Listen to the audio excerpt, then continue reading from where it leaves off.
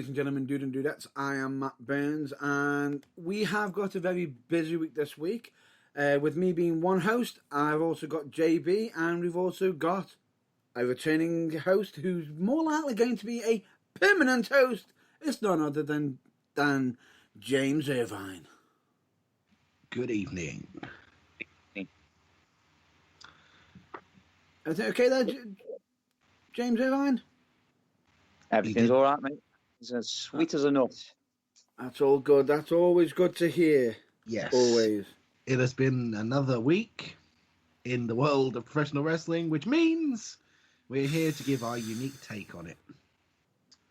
And try not to float.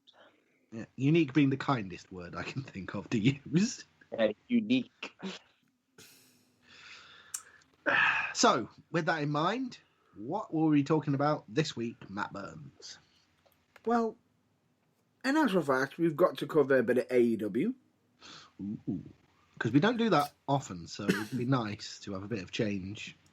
Especially seeing as we have 30 years in the making, the 30 years of Chris Jericho. Yep. A little bit of the bubbly. A little bit of the bubbly. You just made the list. Sorry, what? And of course, that never happened by AEW standards. But anyway, then we've also... If we're only going by AEW standards, it's more the 30 months of Chris Jericho than the 30 years, isn't it? Come on. Yeah. True. We've then also got to discuss the infamous, how do we say, mixed, views on the dog collar match for the TNT Championship. Yeah. We've got plenty of NXT talks in as we've got to do the fallout of NXT TakeOver 31. Yep.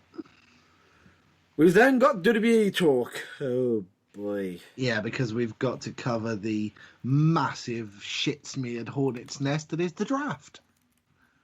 Yes. And what makes it even worse, that's not even the worst of it. Really? There's something worse than the draft? We've actually got to discuss of who is the leader of Retribution. Retribution? You mean it's not Teabag? No, it's not. Oh. Or the other one. What, Tabasco sauce? Yeah. Which one is it? Tabasco, Teabag, Retrospective, Slapnuts, or the other one? Which one is it? No, neither. None of the above. None of the above. And then we've also got to discuss of which member is actually gone already. Oh no, they're shedding members faster than the core. We all higher core to BN. Are they going to become the next Nexus, or are they going to become the next League of Nations? We just don't know. Entertaining. Then we've also got to cover a return. Yeah. We've then also got to discover a title match that shouldn't be happening on a regular SmackDown, but instead should be on a pay-per-view, possibly most likely WrestleMania. Oh, yes. Later. And then we've got some non-wrestling news and the greatest moment of wrestling for this week. Well, the epic moment. Epic moment, that's the one. Which we think we've discovered manages to be both an epic moment and an epic fail at the same time, so that's quite good. Hashtag covering all bases.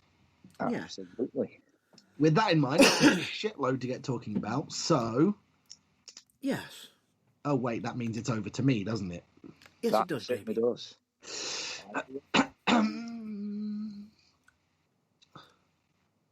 The following broadcast may contain discussions about professional wrestling angles, and indeed the discussions about them, which may contain language not suitable for younger listeners, listeners of a nervous disposition, and potentially other listeners. This broadcast may also contain strobe lighting effects. Yeah. That about covers it, doesn't it? Basically, we may go off on one. The soapbox may get a thorough dousing, and profanity may occur. You have been warned.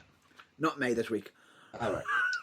The soapbox will get a thorough dousing, and part of that, we will turn the air bluer than the SmackDown logo. Pretty much. Yeah, pretty much. Yeah. But anyway, Before we get on to it, we're going to just briefly mention one of our topics that we always cover each week and state that we are full in support of them both, which is the Burning Truth does still support Black Lives Matter and speaking out. If you want to voice your opinion on how they've affected you, please please let us know, and we will designate some airtime for you, just as long as no accusations are made or anything. Yeah, or anything only seriously. Oh, sorry. What? Go on, you first. Or anything that can cause us to be sued for liability, basically make us liable for anything for us to be sued. Nothing libelous, yeah. Only grounded things that have actually happened and that there's proof of and that have already been taken to the relevant authorities rather than just mudslinging, if you don't mind. Thanks. We deal in the facts. Yes, we do. When it comes to that, we only deal in the facts. The rest of the time, this show is largely our opinion, and we don't want you to think otherwise. Yeah, pie in the sky. Yeah. I think that's about right. I think that covers us. Don't you think so? I think that covers so. Enough? Well, I was desperately fighting not to do a Superfly Loves Pie reference there, but I failed.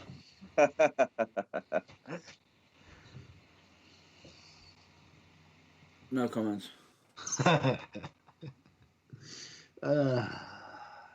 you, Dwayne. You brightened all our lives. Anyway, shall we talk about that there AEW? That there AEW, yeah. Shall we? Let's go.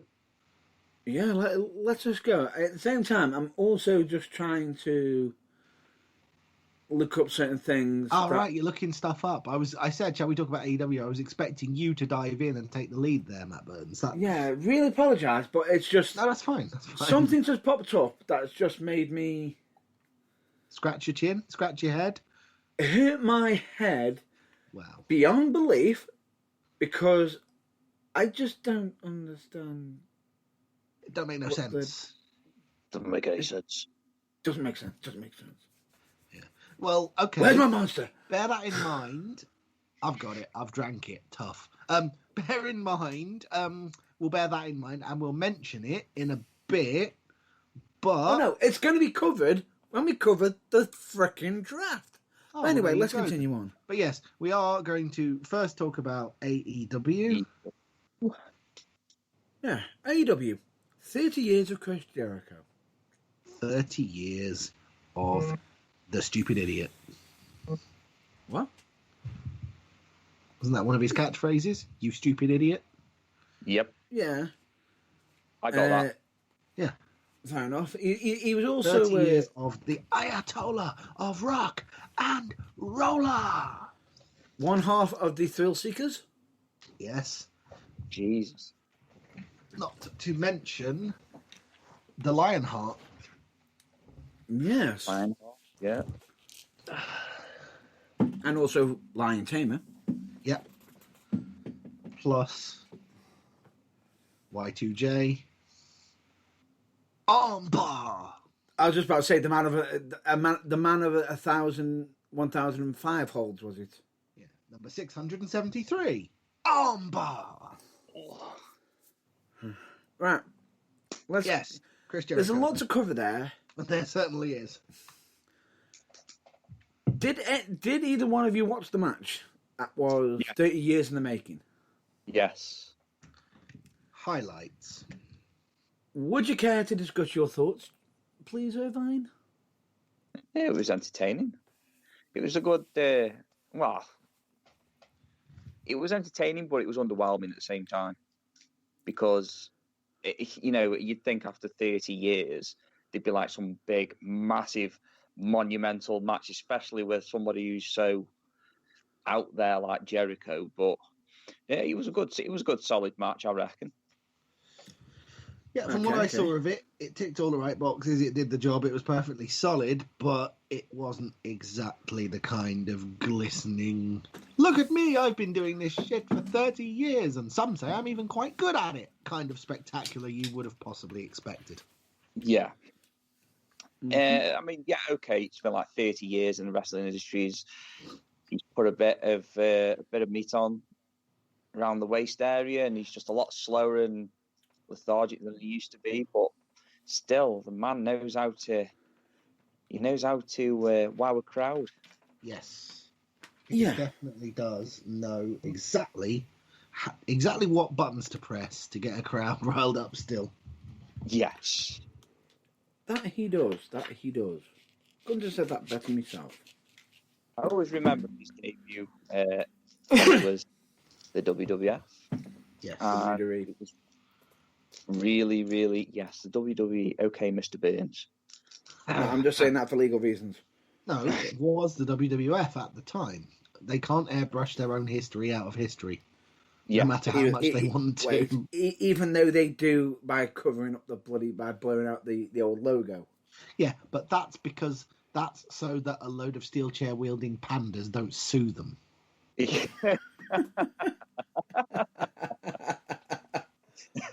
I like that. That's good. That's good.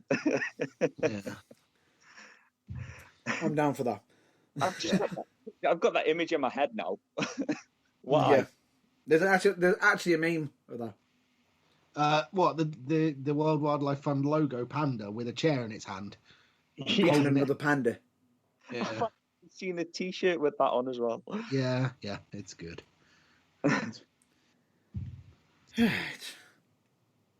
Anyway, my thoughts on this. The hype is very real. I love the fact that they actually had many celebrities involved in it, hyping it all up. Plenty of people talking about it.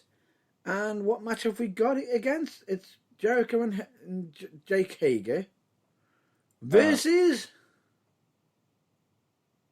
Serpento.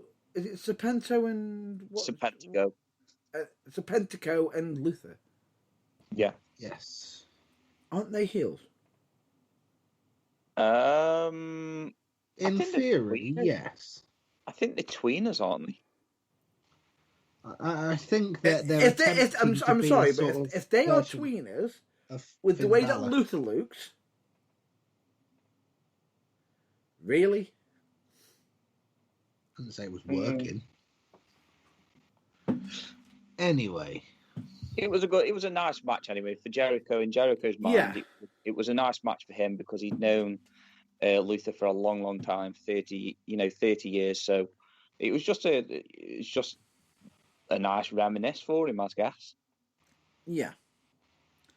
That I'll agree with. That I will agree with. But anyway, let's move on. Well, actually, let's not move on. Actually, I liked how the end of it. make your mind up, you stupid idiot. Yeah. Sorry, couldn't resist. You're welcome. You're welcome. I thought I'd set that up. But anyway, good. But anyway, I liked how straight after the match, you then got MJF coming out. Yeah. And it looked like they were possibly going to tease, Jericho turning face. Possibly. I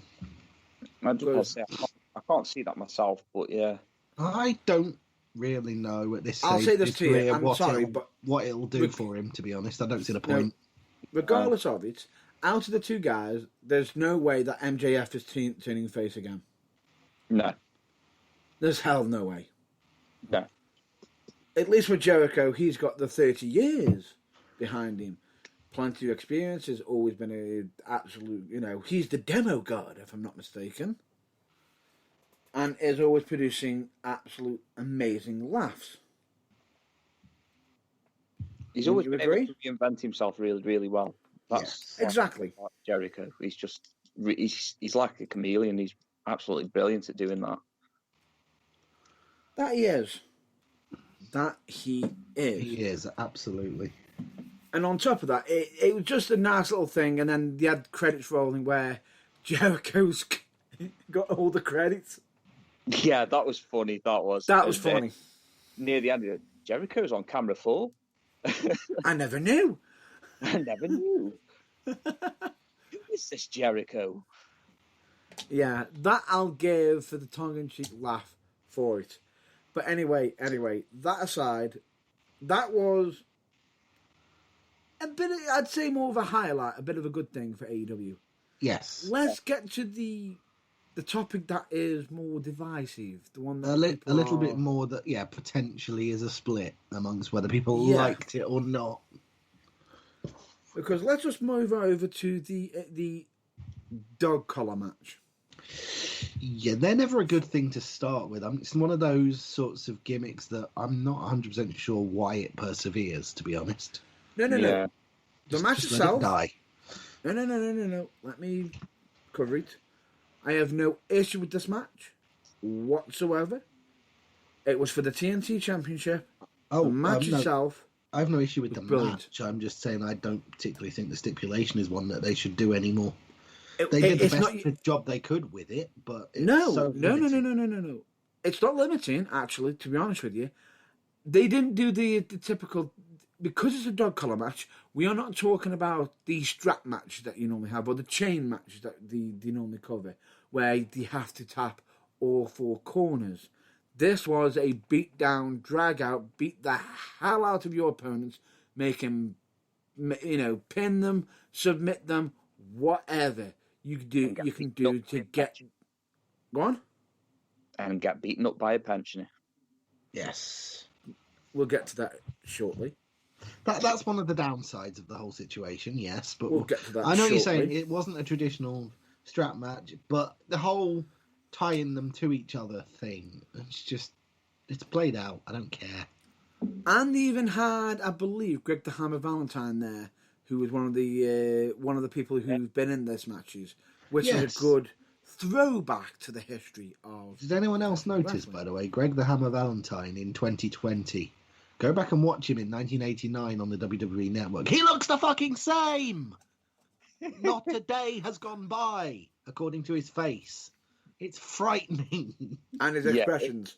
It's like really, really, really, really freaky. Yeah. He's probably... He just never gets old. No. He's probably sharing the Fountain of Youth with Billy Gunn. Probably. But anyway, the point being is, the match itself, an amazing match, personally, as in between them pair. Yeah. Between... I'd agree with that. What? I'd agree with that. But, let's hear your thoughts. Yeah, on okay, the match. after you. Well... Go on, Irvine. Building up to it, I'm not particularly... I thought, it was great building up Brody Lee as this destroyer in AEW. Literally walking through Cody, winning the championship off him. But then going into this match, it just... I'm going to have to say it doesn't make sense. Doesn't make sense. I kind of know what you mean. The whole... this man is unstoppable kind of aura that they work so hard to build, and then you go into this match, Cody comes back with a bee in his bonnet, and next thing you know, what turned into him getting his arse handed to him in the first match has now turned into oh look, I'm amazing again because I've dyed my fucking hair. Yeah. I'm a superhero. That my super strength comes from peroxide, apparently. I'm really sorry to say this, but I'm actually going to defend that. I can actually say his hair looks better dark than it does bleach blonde, but no, I'm actually going to defend it on the booking I have side. To hear. Right, I can defend it, but I'm also going to at the same time yank it from underneath it as well. The defense comes from simply because the way they booked him each week, it was like he was getting worn down by opponent after opponent after opponent after opponent each week. Bearing in mind he had gone through multiple matches before he got to Brody Lee, had ribs taped up, had supposed injuries before he got into that match. So technically that could have been Cody not at his best. Which, yeah. straight away, in saying that, could also sting Brody Lee. I was going to say, doesn't that also undermine Brody Lee's "I destroy everyone" persona just a little bit? It does. Yeah, it does a little bit, which is a massive, massive shame, personally. Yes, because it's not. It's like, well, what the hell, right? So, for me personally, it just seems like it just doesn't make any sense if they're going down that road. Then you then got Brody then to build himself up, going through Dustin Rhodes, Cassidy, destroying everybody he can. Mm-hmm. And then when Cody makes a comeback, come at me, Cody, come at me. I want to rip you to pieces, which shows that he really has, as he got the mental side of it up. Now, take into account the first time around when Cody lost the championship, he had his brother, he had his family and everything coming out, and the Dark Order took care of him. Minus Arn Anderson, who didn't get involved. Yes. And then this time around, Arn Anderson gets involved with none of the other family, and somehow Cody Rhodes wins the fucking match. Yeah, so I am the all-conquering destroyer. Shit, a 73-year-old man. I quit. I'm running away. Ah! Somehow retirement power somehow comes into play, and then on top of that, a lot of people are finding this massively, massively divisive, simply because did this just happen because either Cody wants to just dye his hair, or is it because that Cody actually had a television obligation that he needed to cover and needed to be off the air for a while, and he wanted to keep the championship on the TV? So let's give it to Brody Lee for the time being. No, that's a way. Comes back and he wins the title back. Yay! I would like to believe what our esteemed broadcast colleague was about to say then. That is a load of old Jericho. Mm-hmm. Right, I'm sorry, but the problem I have with it is it does fit, and at the same time, supposedly, it doesn't look great, especially seeing as he's one of the damn owners. Yeah. It doesn't. And he's now down on paper as the first TNT champion, and now the first ever two-time TNT champion. Although, is anyone else struck with the irony? He left WWE because he was sick of being pigeonholed as an Intercontinental Champion. And now he's pigeonholing himself as the second-tier champion in the company he owns and can do anything he likes in. Because... He sucked. Sorry, what? Well, anyway, he didn't want to put it. He didn't want to put the belt on himself majorly because that would have been too much of I believe, a Jeff Jarrett. Yes, I understand that, but the whole point I thought was he was going or to Vince be. McMahon. He was going to be AEW champion at some point because. What's the point in owning a company if you can't do that, eh? He's still a champion though, so it's just. Excuse me. Oh. No. Sorry. I just got to have you go back there, JB. Yes. Repeat that if you can, please. What you just said. What did I just? What when I sarcastically said if it's What's your the point? company? It's What's your the point in? No, I think the point I was trying to make, and what I said was sarcastically, it's your company. What's the point if you can't do that?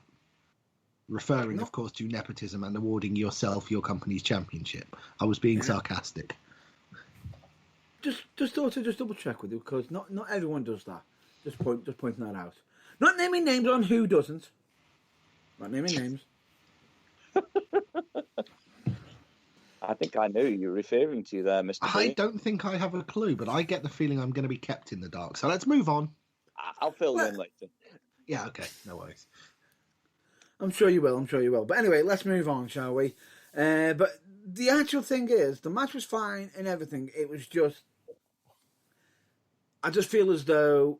And there's even talks that originally that Brody Lee's been informed that he only had a week's notice to know he was winning the championship. Now, the original plans was for Cody to have it longer. So, could that be the case? Was it just a short state? Was it? But it's good to show. It's good to see that Brody Lee is ready to be champion or not champion. He is doing whatever's best interest for a wrestling company, which goes to show how much he loves the wrestling business. Yeah, but way to make your talent look like a complete and utter waste of fucking time. I believe that has been recently renamed the Jey Uso principle. Yes, the Jey Yeah. Uso principle. Namely, how to build someone up and then mercilessly fucking bury them beyond repair so quickly it makes you wonder what all the effort in building them up was actually fucking for. Well, stop where you are. Stop where you are before we have to segue into that topic. Yeah. Oh, yeah, Please. more on that in a bit. But for now, let's stick with AEW. No. I think that's it for AEW. Oh, and apart from my sort of semi-regular bleating about how ugly the AEW Championship is. Yeah. I'm not a fan of it myself. No. It kind of looks like the Divas Championship and the old WCW Big Gold Belt It does, yeah. got a bit too intimate with each other. It's not a good look. I'm sorry. No, it's not that bad. No, it's worse. No. I was trying to be polite. No, it's not Divas Championship bad. No, well, no, that's solely and exclusively because it doesn't have any pink on it, okay? That's the only reason why. Yes. And it's not and it's nowhere near as bad as the infamous Jeff Hardy Immortal title from Impact Wrestling. Yeah, you just had to bring that one up, didn't you? Yes, I did, because that was a goddamn awful championship. You know, I didn't think I could hate It's you. right up there with as bad moving things along swiftly to avoid a civil war within the Burning Truth. It's almost as bad as the original WWE Unified Tag Team titles. You know, the black straps with the copper pads. Let's move on. Yeah, let's just go. Let's go. No. Right. Let's move on to NXT, shall we? Yes, let's talk about something good. Yeah. Yes, positivity. Yes, the NXT. TakeOver 31. Great. TakeOver 31 was everything we want a TakeOver to be. Short, sharp, and bloody brilliant. Yep. Yes, and not 3 hours. Yeah, not a bloated mess like every main roster pay-per-view these days. Yes. Get in. Match of the night. Oh, shit, no, match of the night. Oh, shit, no, match of the night. Wait, that's match of the night. Wait, hang on. How am I supposed to choose? That was brilliant. Oh, it's over. Yeah. That's pretty much how you sum it up. I've got my own thoughts on which match was the worst and which match wasn't the worst. I have my thoughts on which match was my personal best and least favourite, but yeah. But anyway. Okay, no, I'm interested now. What was your least favourite? We'll get to it after. Okay. Are we going to go through the results so we can see who won the predictions? Yes, we'll go through the results for you, seeing as you want to brag about it. Yeah, we do, don't we? We absolutely do, yeah. Congratulations. Yes. On-air virtual high five. Yes. Virtual L to the loser.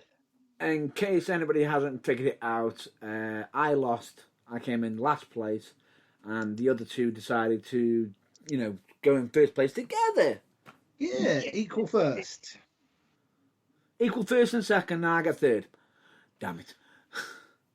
Yeah, that's how it works. Number one equal, third. Yeah. In the Victoria, the Who. Anyway, let's cover the matches, shall we? Straight away, we've got Damian Priest defeating Johnny Gargano for the NXT North American Championship. Absolute. What? Yeah. You loved it. Yeah, it was brilliant. It just conclusively proves that the nickname Johnny Wrestling is not a wrestling bit of hype. Seriously. The guy, it's impossible to have a bad match with that guy. Yeah. And that's taking nothing away with you. From Damian Priest. I just want to say, I'll be honest with you. At one point, I remember a while back, I didn't think much of Damian Priest personally.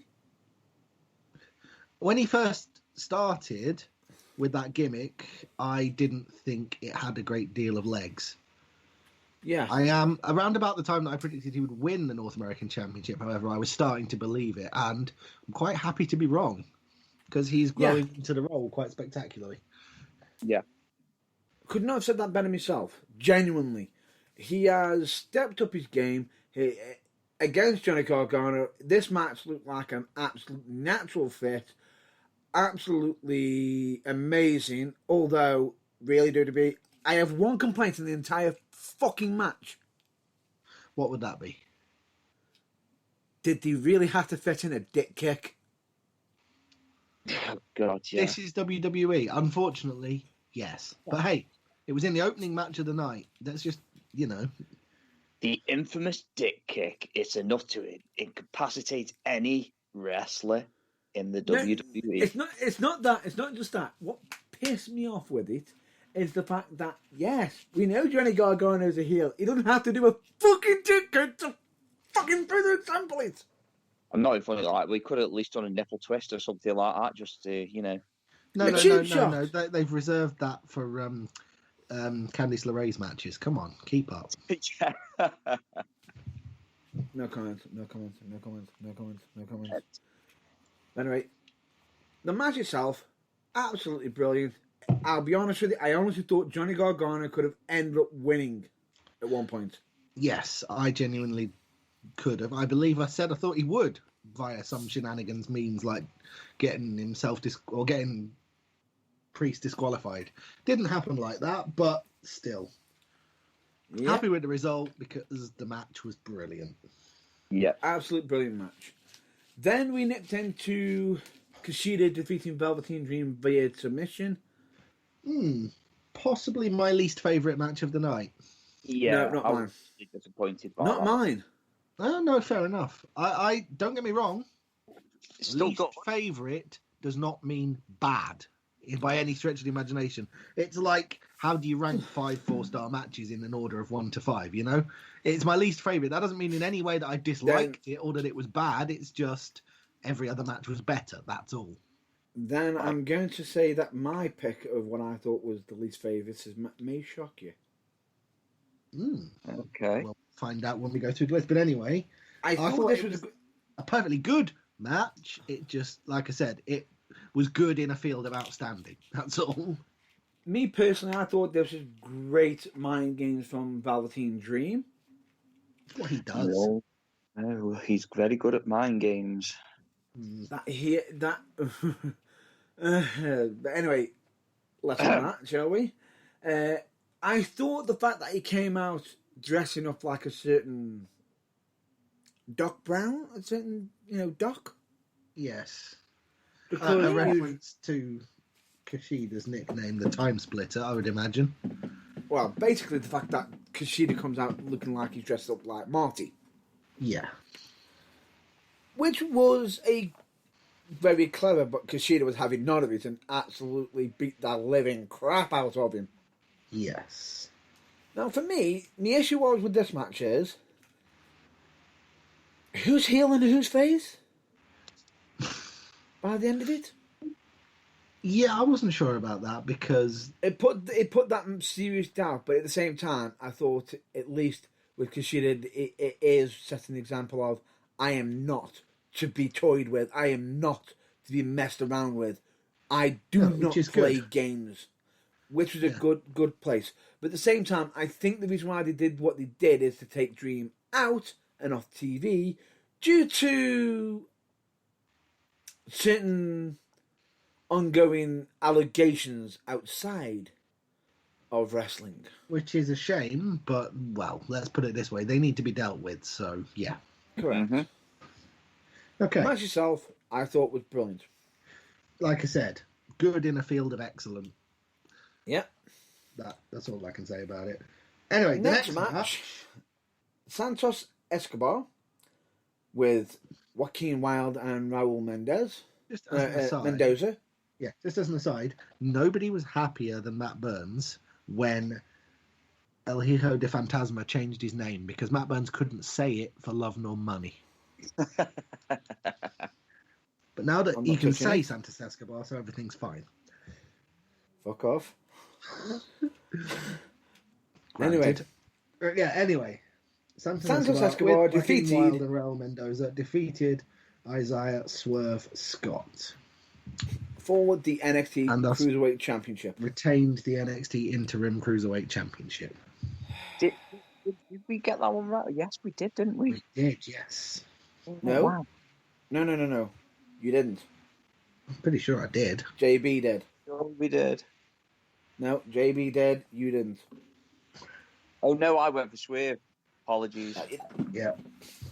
I didn't. I thought this was a little bit of a case of like NXT is land of sensible. NXT is not main roster stupid land. They're not going to spend this long building Escobar up just to have him lose to his first credible challenger. And thankfully, I was right. I just based my prediction on the amount of randomness that goes on in the WWE, but yeah. Yeah, luckily, Triple H knows to dial it down in NXT. It does still happen, but generally you can usually, with a bit of a piece of paper, a pencil, and a bit of working out backwards, you can usually at least work out why it's happening. It's not just like it is on the main roster when it's like, quick, this is bombing! Do something that no one will understand! To quote the scene from Jurassic Park, that's one big pile of shit. Yeah, but at least it's not a case of like WWE throwing shit at the wall to see what will stick, where it's a case of, quick, change routine! Change routine! Send our truth out there, for fuck's sake. Nobody's buying this. Everybody hates it. Send our truth. He's the only one that they love. Yes. Even though his favourite wrestler, his childhood hero is John Cena, even though he's older. Yeah, but that was funny. But we all Anyway. know that's funny, yeah. That is funny, I'm not denying that. But anyway, this, for me, was actually a massively entertaining match. Yeah. But I enjoyed it the least out of all the other matches. Well, that's how the Kushida match was for me. I'm not saying for a second it was bad or it wasn't entertaining, but it was just the one that works out the bottom of the pile. Yeah, second. It's kind of like the 5 matches are good, very good, excellent, match of the night, match of the year kind of thing. You know, it didn't fall below good at any point, but it's just got stiff competition. The reason why I thought that is simply because, and it's not because of the result either. Yeah. I thought that the way they did the ending wasn't awfully well explained either. That's one. The reasons. I mean, I understand how they did it and why they did it, but the commentators made somewhat of a botch of getting across the exact reason for what went down. And it didn't look as safe for me. It was more the safety reason at the same time, which I didn't like the ending for. It looked like it was just a rush finish. On top of that... It wasn't a safety issue I had a problem with. It was the fact that it looked like Swerve fell over. And his head might have landed with a foot of the exposed steel if we were lucky. Yeah. It looked more like it was more of a chance of an opportunity, not an actual heel thing. Yeah. And the other issue I had with it is the fact that I know they are building up the big finish and everything. But to have them both hit their fucking finishes for them to kick out... Yeah, I thought that was a poison that only infected main roster championship matches, but apparently not. To me, a finisher is called a finisher because it should finish the fucking match. Yeah, there should literally be more protect. There's literally be 150,000% more protection on finishers. A finisher should not end the match only if, let's say, once or twice in the person's career of using said finisher, and then because of person on the outside put the person who's been hit with its foot on the ropes, / pulled the referee out of the ring, / the ref is unconscious. You know, it would have ended the match if all was going well, but all isn't going well, so he's got away with it. They shouldn't just kick out of him for fun. This is what I'm on about. And what made it worse is the fact that it wasn't just, okay, Santos Escobar hit his finisher and Swerve kicked out. Swerve hit his finisher, hit a 450, so that's 2 finishes in a row. And Santos Escobar, who's the fucking heel, kicks out. Yeah, like I said, it made less than no sense. I'm 100% with you on this. Yeah. That and the botched finish enraged me. That this was less than my favourite. It wasn't, like I say, the Kushida match was just slightly less, but that stopped this being as good as it could have been. I switched off because of it. Really? It switched me off immediately. Well, That's as how, in it completely killed your interest. in the match, yeah, Yeah. completely. Understandable. And the reason being, and I'm not saying it was an absolute terrible match. That moment, as soon as that happened, I just went off. I'm sorry. That's basically the way you got, as I swear, hitting the house call, followed by the 450 is almost like, oh, it's Undertaker. We've been having a full match. I just hit the tombstone power driver, kick out of it on Raw. Yeah. It's a little bit kind of like Braun Strowman kicking out of someone's finisher at 1 because he wants to be the monster, you know? It's like, nah. That's not making you look strong. That's making that finisher look like a pile of dog shit. Yep. That was my massive issue I had with the whole situation with that match. It was just no, and hell's no. Making that finisher look like such a pile of dog shit. I'm surprised that nobody tried to slam Davey Boy Smith into it. Yeah, pretty much. And personally, my thought is, as I swear Scott, should be nowhere near the NXT Cruiserweight Championship ever again now. While Santos Escobar is champion. Kind of agree. Yes. He has who so I comprehensively beaten him that that should be it for that. I agree. Yeah. And personally, they are building up Santos Escobar as the NXT Cruiserweight Champion. Yeah, really? Seeing as it's the first time they've actually had it defended on a pay-per-view? Yeah. We all know that what they're building up towards is, touchwood fingers crossed, the accusations against a certain Mr. Devlin to be unfounded so that they could build to champion versus champion. That's what they're hoping for. And on top of that... Sorry? Personally, I feel as though Devlin has done more for the NXT Cruiserweight Championship than Santos Escobar has, because I actually forgot he had the championship. Well, the thing is, right, he never lost it. He's still claiming to be it. He's also claiming to be the longest reigning. Yeah. And WWE haven't come to him and censored him and said, can you not do that, please? So they're clearly allowing it to continue on the basis that they're hoping nothing comes of the accusations. And then they can have a champion versus champion match, which, based on everything I've seen so far, you have to assume Devlin would win. Which should happen. Should. Yes. But my problem I have with it is the fact that Santos Escobar, they're trying to make him out he's a credible champion. So far, I feel as though he's done fuck all for it. I feel as though he won it in convincing enough fashion, but they haven't used his opponents wisely to build him up to make him into, a credible champ. I agree. Or the fact that he hasn't hardly even appeared as much. Or when he has appeared, it's just, oh, he's there. Yeah. They also kind of rely far too heavily on the other two members of Joaquin Wilde and Legado Raul del Fantasma. Mendoza. Yeah. Anyway. And it just doesn't. And on top of that, him saying, oh, I beat you with traditional wrestling. Yeah, that's just basically... Traditional wrestling, yes. Cracking the back of someone's head against a piece of exposed metal.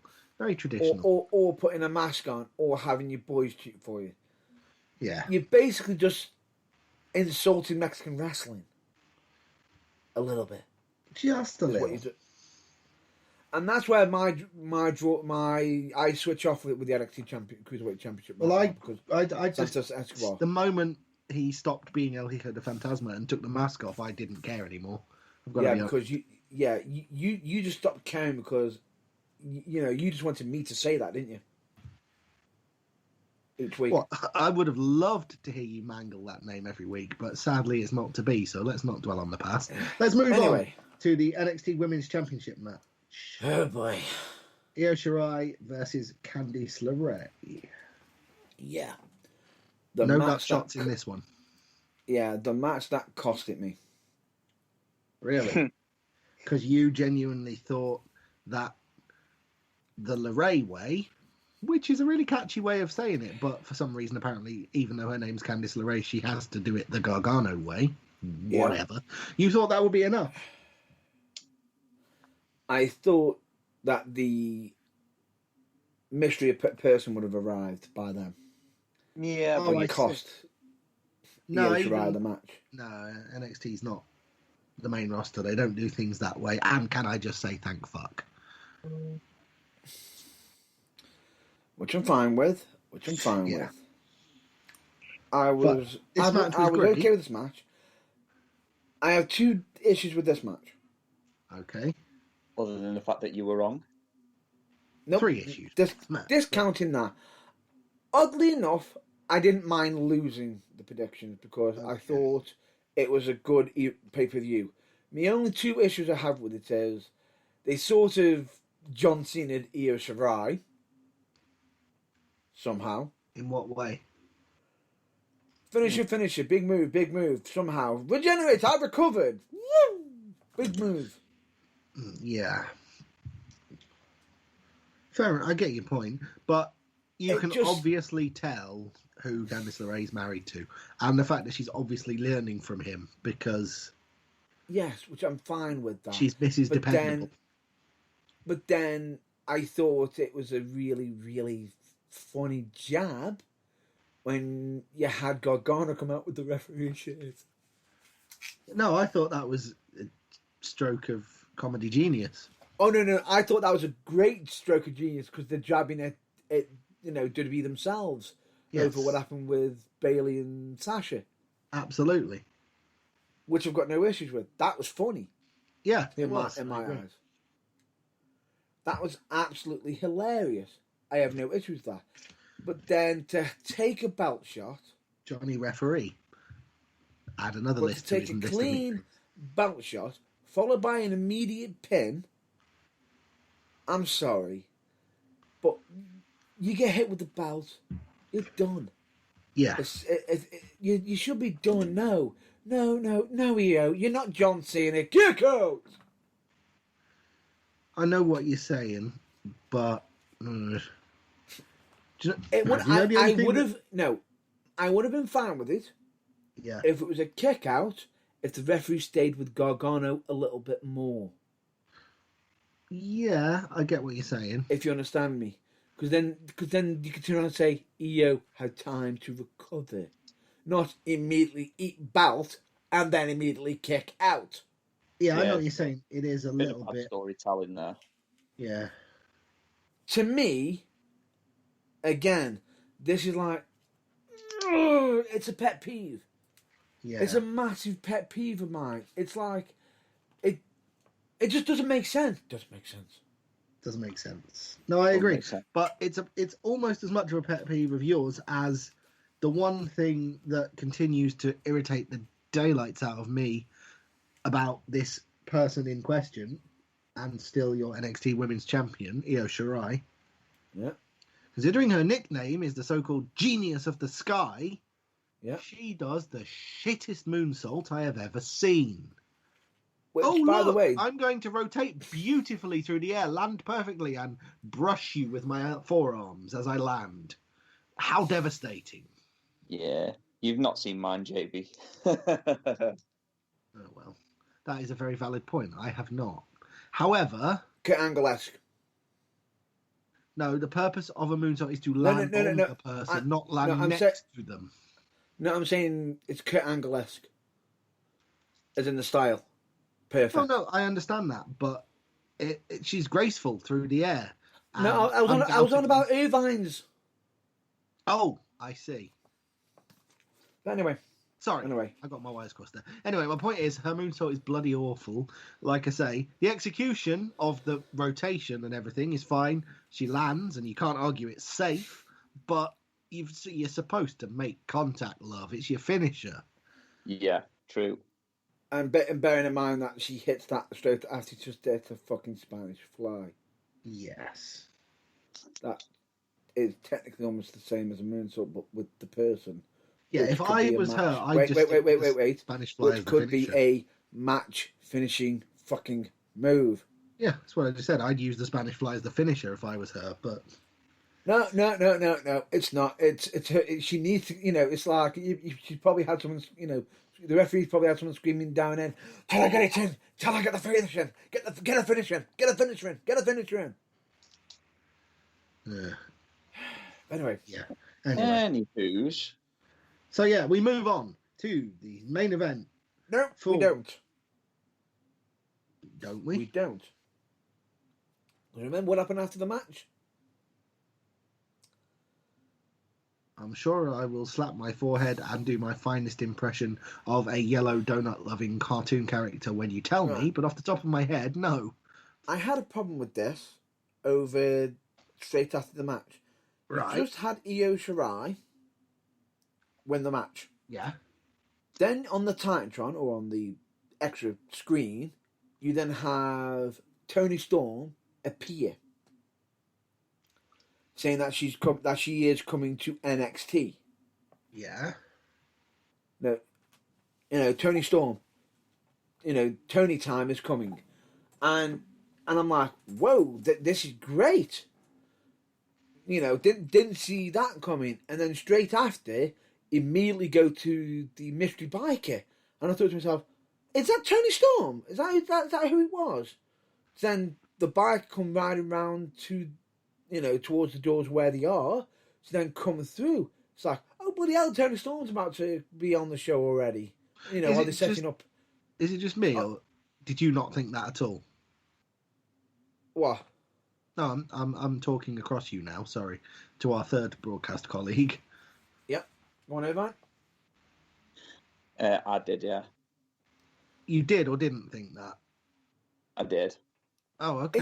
It looks like as if, Toni Storm was on the bike, possibly heading, because with the black background and everything not making it very clear, she could have had the helmet off, and then by the time they got outside, she put the helmet back on and then drove.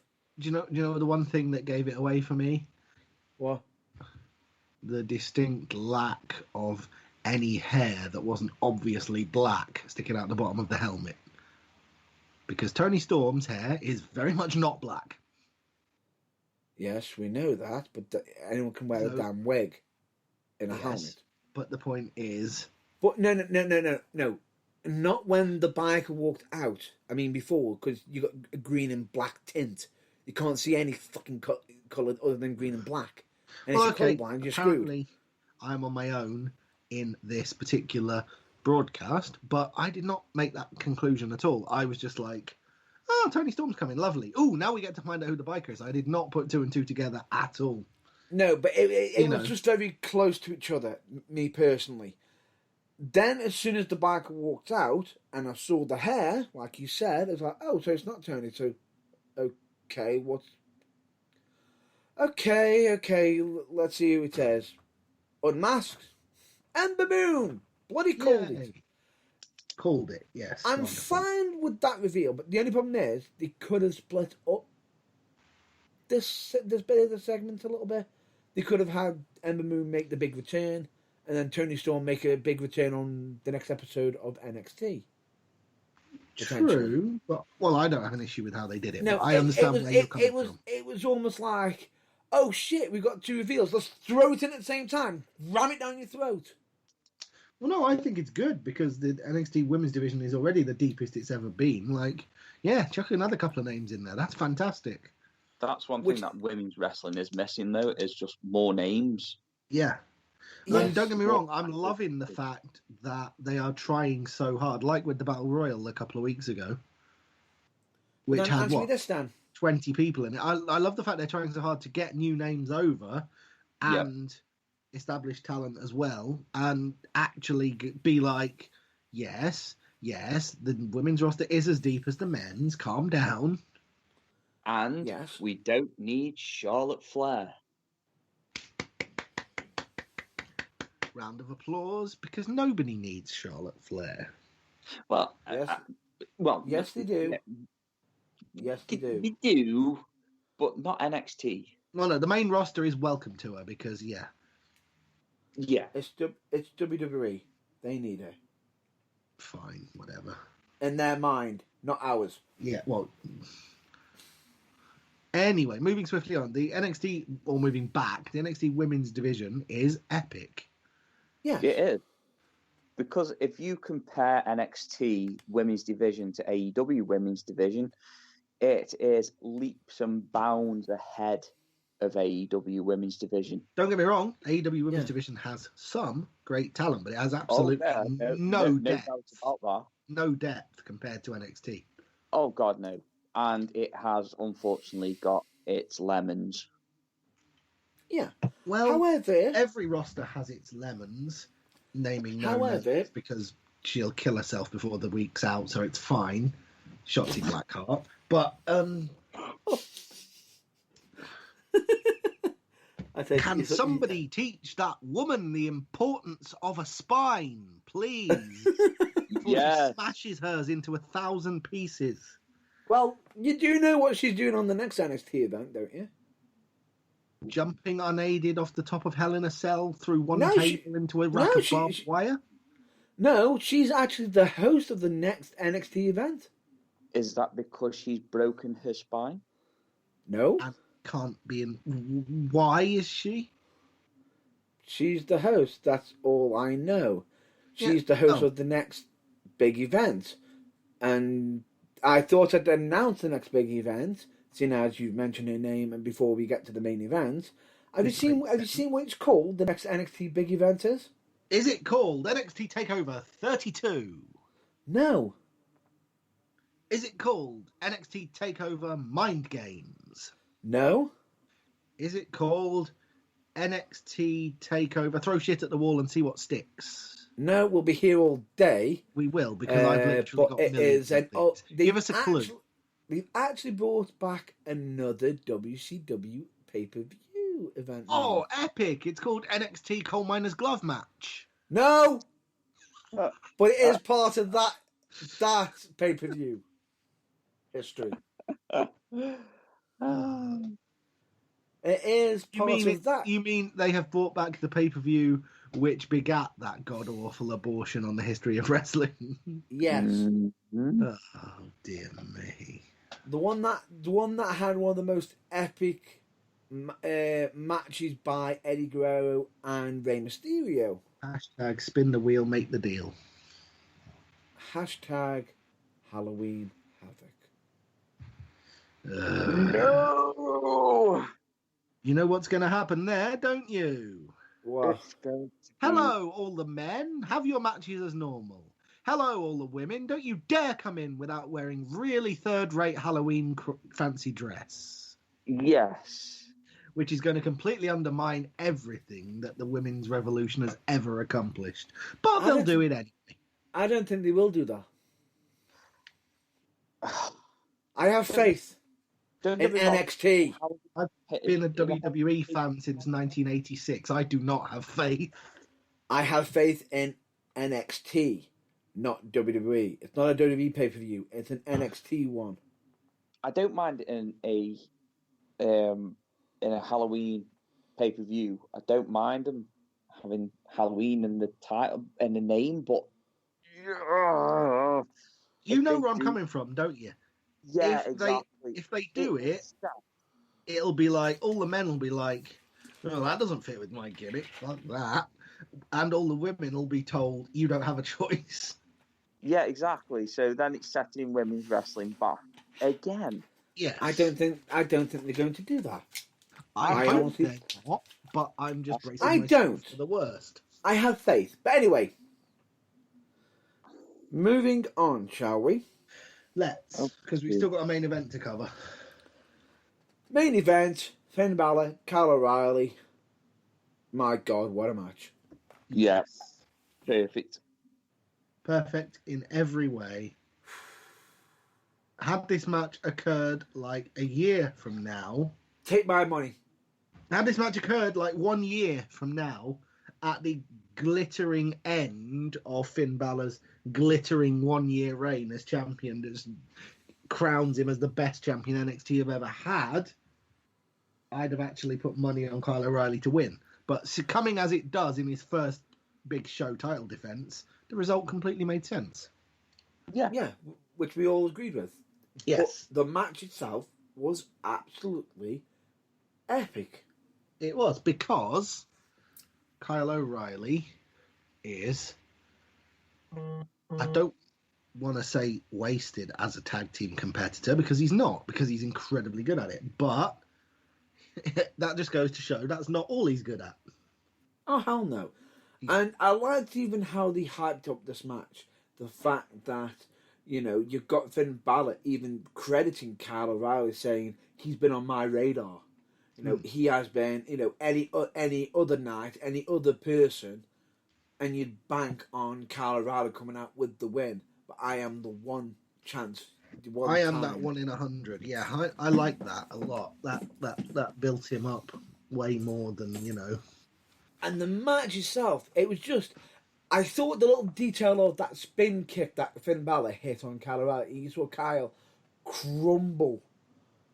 Yeah. Right, just from it. You know, it almost told the story. It's like, oh, his ribs have been hurt. But then you saw later on, both of them, they were not holding back on them. They really, really were. Good Lord.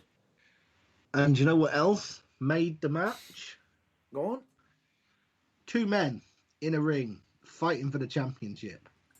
Rest of Undisputed Era, not Gone. involved. Yeah.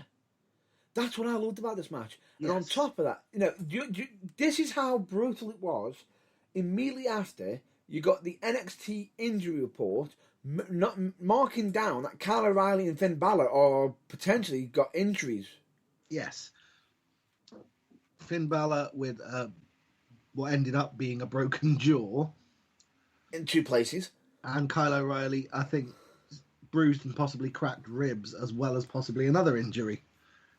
I believe that is correct, but I'm just trying to look into Kyle O'Reilly's injury now for you. Go for it. So what was your take on this match? I loved it. It was great. Every single time Finn Balor steps in the ring, he just, pure gold. Every single time. Absolutely. He justifies being the best.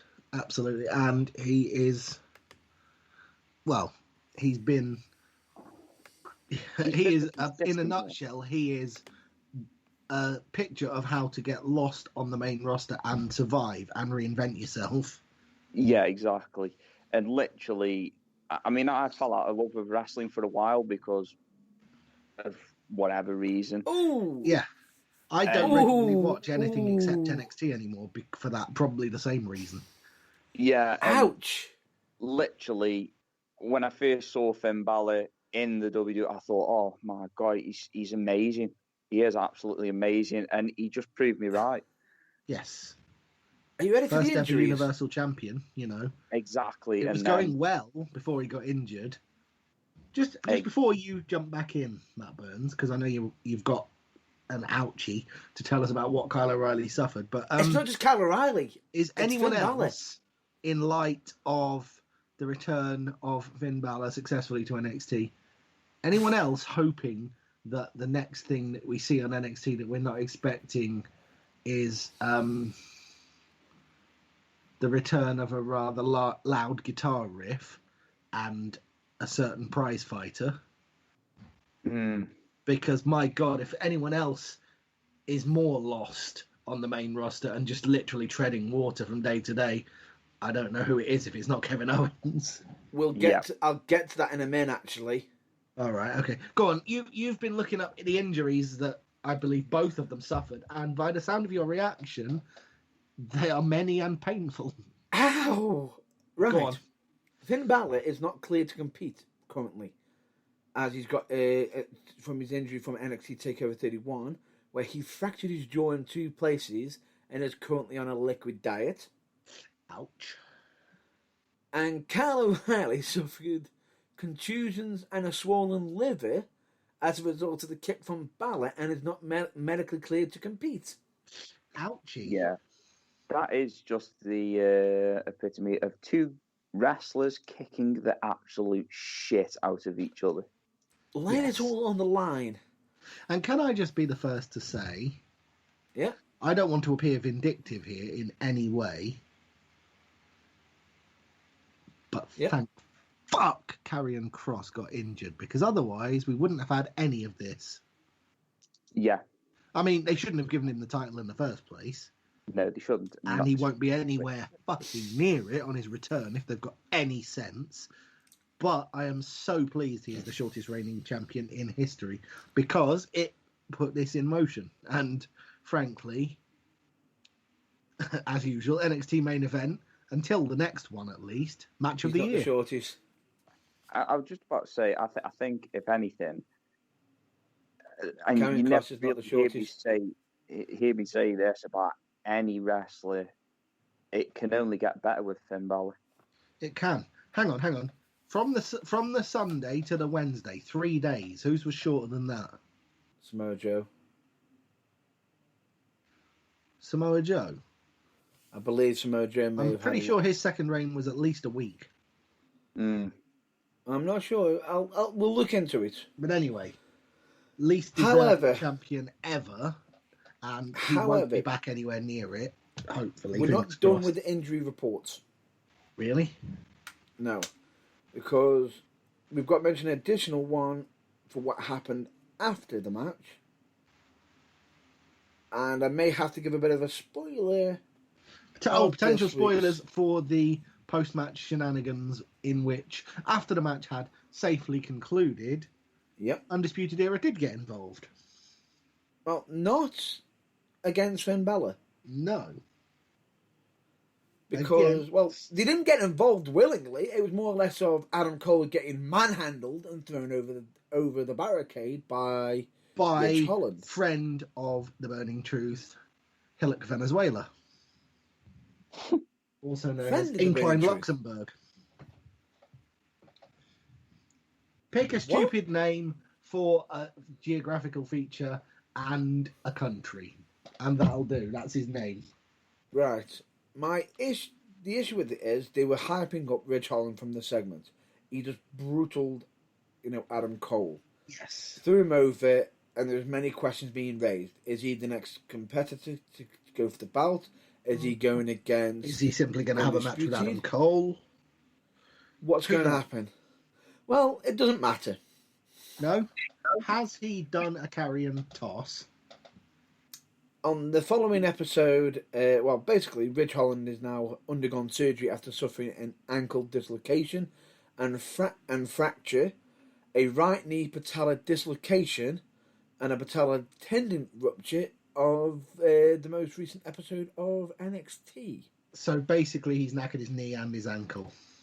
Pretty much. The moral of this tale is hopefully this will see an increase in a step away from a worrying trend that I've seen more and more of in recent years of WWE, and the moral tale, which I must post to anyone who is a wrestler, who is training to be one, or who would like to be one: wear knee pads!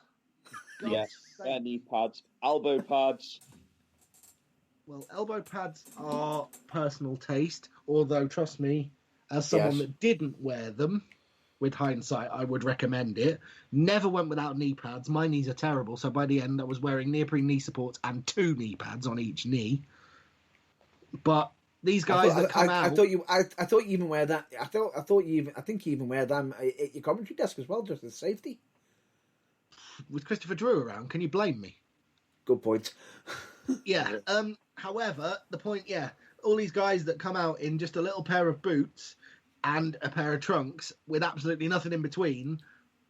Do you know how sensitive your knees are? Well, you obviously all do, because you're all finding out, because you're all getting knee injuries. Wear knee pads, you muppets. Right. And that is not the only injury we've got to mention. Okay. Dakota Kai is also not medically cleared after her loss this week, alongside Raquel Gonzalez against Ember Moon and Rhea Ripley, as she was suffering from back and neck pain after the match. Wow. Can I just be the first to say, can somebody, I don't know, do something old-fashioned and stereotypical and resulting in some good luck in the general direction of both former members of Team Kick? Because, Jesus, if Tegan Nox and Dakota Kai between them don't have the worst luck in the world. I don't know who does. And bearing in mind that Kai is probably one of the reasons that Shotty Blackheart isn't on the injured list as well. What, because she landed on her? Because she actually ended up protecting her by having her land on it, and probably one of the reasons why she has a bad back now. Yeah, but she's the reason that Shotzi Blackheart isn't in a wheelchair, so I suppose, Pretty much, yeah. Yeah. Oh, that's the other thing. Wear knee pads, and your spine is important. Yes. Don't break it. You won't get another one. Yes. But anyway, we digress. Life lessons from JB there. We digress. Yeah, but overall, great show. We all had our reasons, which were valid, for why we thought each of the good matches, ranging from good to great, was our least favourite, but none of them were bad. We didn't say that for a second. Nope. Another Far great from NXT show. The next one's Halloween Havoc. I don't know about you, but I can't wait already. Yeah, pretty much. So at the same time, I'm wondering what the hell they're going to do right now. Hang on. Halloween, is that happening in November? Nope. October. Oh, I was going to say, because end of October, start of November, yeah. Because It's we know an what they're NXT doing. special. It's a what? It will be an NXT special like they did the Great Yeah. American Bash. Oh, I see. So it's not disrupting the pay-per-view schedule, because the next pay-per-view will still be War Games, I would imagine. I'll just double check that for you if you would like me to. Yeah, if we just talk amongst ourselves for a minute, then Mr. Matt Burns can get on Google. Other internet search engines are available. Yes. Yeah. So do you know what I have to ask? Pirate. Your falling out of love with wrestling, Yes. has it been rekindled somewhat, almost exclusively by NXT, like it was for me? No. But to be honest, it was rekindled by watching the Attitude Era again. Oh, I see. This may shock you. Probably It's not War but Games. Try it. The What? next TakeOver pay-per-view is not until December 6th. Right. And it is called... They haven't got a name for it yet. Then it will be War Games, because that's the traditional... Okay, they're not having it at the end of November, because unlike the main roster, where they can have 2 pay-per-views in successive weeks, Yep. they actually It's space basically them out 2 weeks. sensibly. I think you'll be right. It will be, because it's at the start of December. Because all they're doing now behind the scenes is frantically going, okay, they fought them. Who the bloody hell are we going to have Undisputed Era face off against this year? Probably Rich Holland, when he isn't injured. Yeah, Ridge Holland and who? It's not going to be 4-on-1, is it? No. They'll sort something out. Yes. And they will. Or Damn I you. think... What, damn to you, hell. You made me say his actual name. baby. No, not him. Whose name? Hillock Venezuela. I didn't even notice that, though. Lump Luxembourg. But anyway, let's quickly, Incline swiftly Madagascar. move on. Yeah, I've run out now. Carry on. Because we've now got to get on to... Oh, good Lord. We've now got to get on to Oh Good Lord. What, Yeah. has this become a religious broadcast? People may want it to be after the soapbox is... Hashtag soapbox. On fire. Mr. Burns has literally wasted that on her. He really has, unfortunately. care. He really has. I gave him an open goal. He did worse than Diana Ross in the opening ceremony of USA 94. Oof. Oof. Really? Incidentally, that football is still in orbit. Right. Let's move on. Because Yes. we've got a whole lot of ranting to do, and we've got to fit it in. God knows how much time we've got left. Not great deal. Actually, we're not doing bad for time. I think we're only just over the hour mark, but still, the An point hour and is we want to quarter. wrap everything up inside of about another half an hour. We don't want to go on for another hour and a half. Yes. Well, you mean technically we should be finishing in 15, is what you're suggesting. Well, we've got- ideally, yeah, but let's face it, that's not going to happen, is it? No, it's not. But anyway, So, let's next get on to it. Let's get over to Raw, shall we? Yeah. And let's get to the discussion of Retribution. Oh, God. Oh. Yeah, before we get into this, I should just use the opportunity of us tripping over each other a bit there to remind everyone listening, this is a live broadcast which is done by 3 people in 3 separate locations due to the wonders of technology. So if we do occasionally, speak over each other and preempt what the other one's about to say and stuff, it's because we don't have the visual clues of being in the same room. It's not because we're unprofessional idiots. Honest. Yeah. Honest. Hey, this is The Burning Truth, the soon-to-be award-winning show. Yeah. Award that we win, yet to be determined. But we'll win something someday, I'm sure. We should make one ourselves. Yeah. Don't tempt me. Anyway, let's just get on to it now because... Oh, wow. Okay. Because we've now got to discuss... Bollocks. Excuse me? Apparently, we've now got to discuss bollocks. It is bollocks. Oh, I see. You mean retribollocks. Retro bollocks. I'm fine with that. Okay, Retribution Tabasco, or Teabag, Retrobollocks. Retrospective, Slapnuts, and the other one. Collectively, retribollocks. Retro bollocks. And they've now officially revealed the leader. Oh, yeah, I forgot. Are you right if I do the big reveal at the end of this, or did you want to do it? Can I do it, please? Okay. It's now Tabasco, Teabag, Retrospective, Slapnuts, the other one, And Mustafa Ali, motherfucker. Mustafa Ali, motherfucker. Is that his retribution name? I No. was about to say, I know they've all got goofy names, but I don't remember him being called that. That's not very TV PG. Yeah, it's No. not very PG, that isn't Mr. Burns. It's unless they're Mustafa unless they're Ali. abbreviating it to motherfucker Ali. It's Mustafa Ali, also known as Prince Ali. No, not going down that road. Ecstatic. Because my God, how they handled the situation. I think our other broadcast partner will appreciate this, Matt, but it's kind of a bit like our double act was rubbish. Well, we had a great name, the Mighty Arsehole and Norman. Well, it was all right for you, Norman.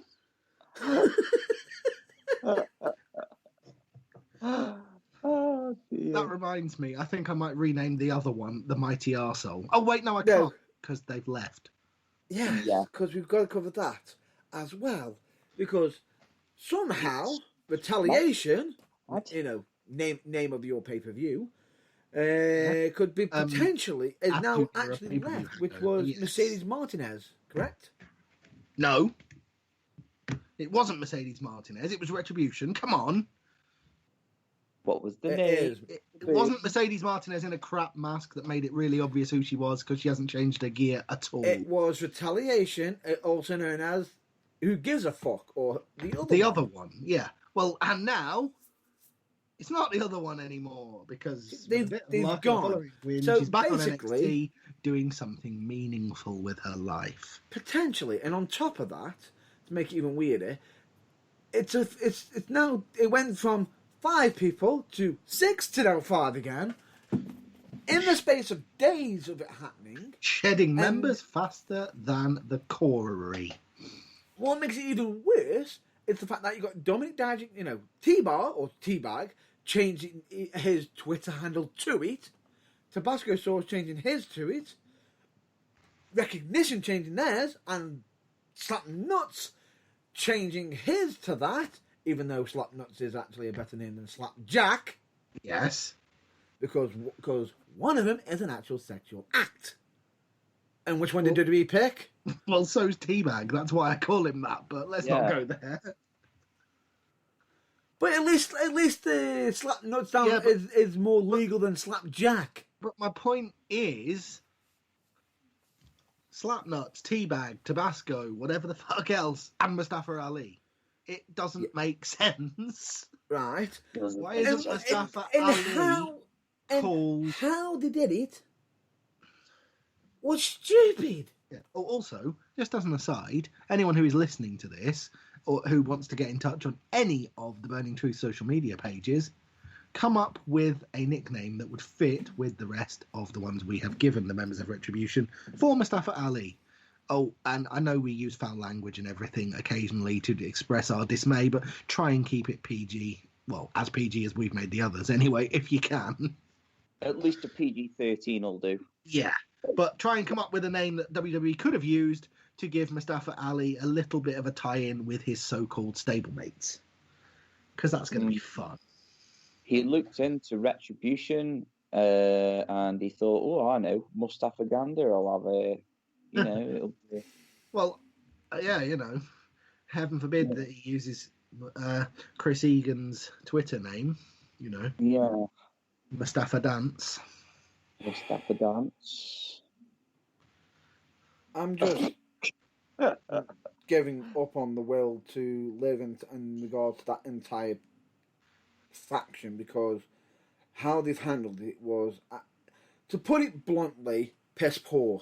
To put it bluntly, they made a fucking cock of it.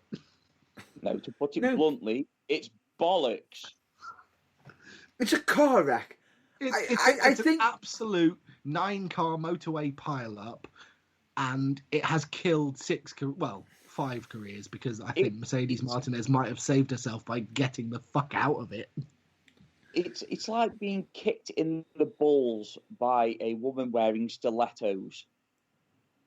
Immediately after she's thrown her shot of tequila in your eyes. Yes. And immediately before she then rakes her fingernails down your forearm. Yeah. Well, I was pretty much. Because it's basically a triple threat of all 3 of those things in quick succession. Yes. But has anybody else noticed that Retribution are trying to copy another faction on another company?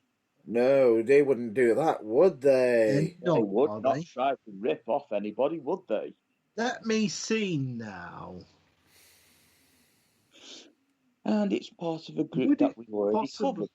Would they be possibly aping the Main Event Mafia? No. Okay, Aces and Eights. No.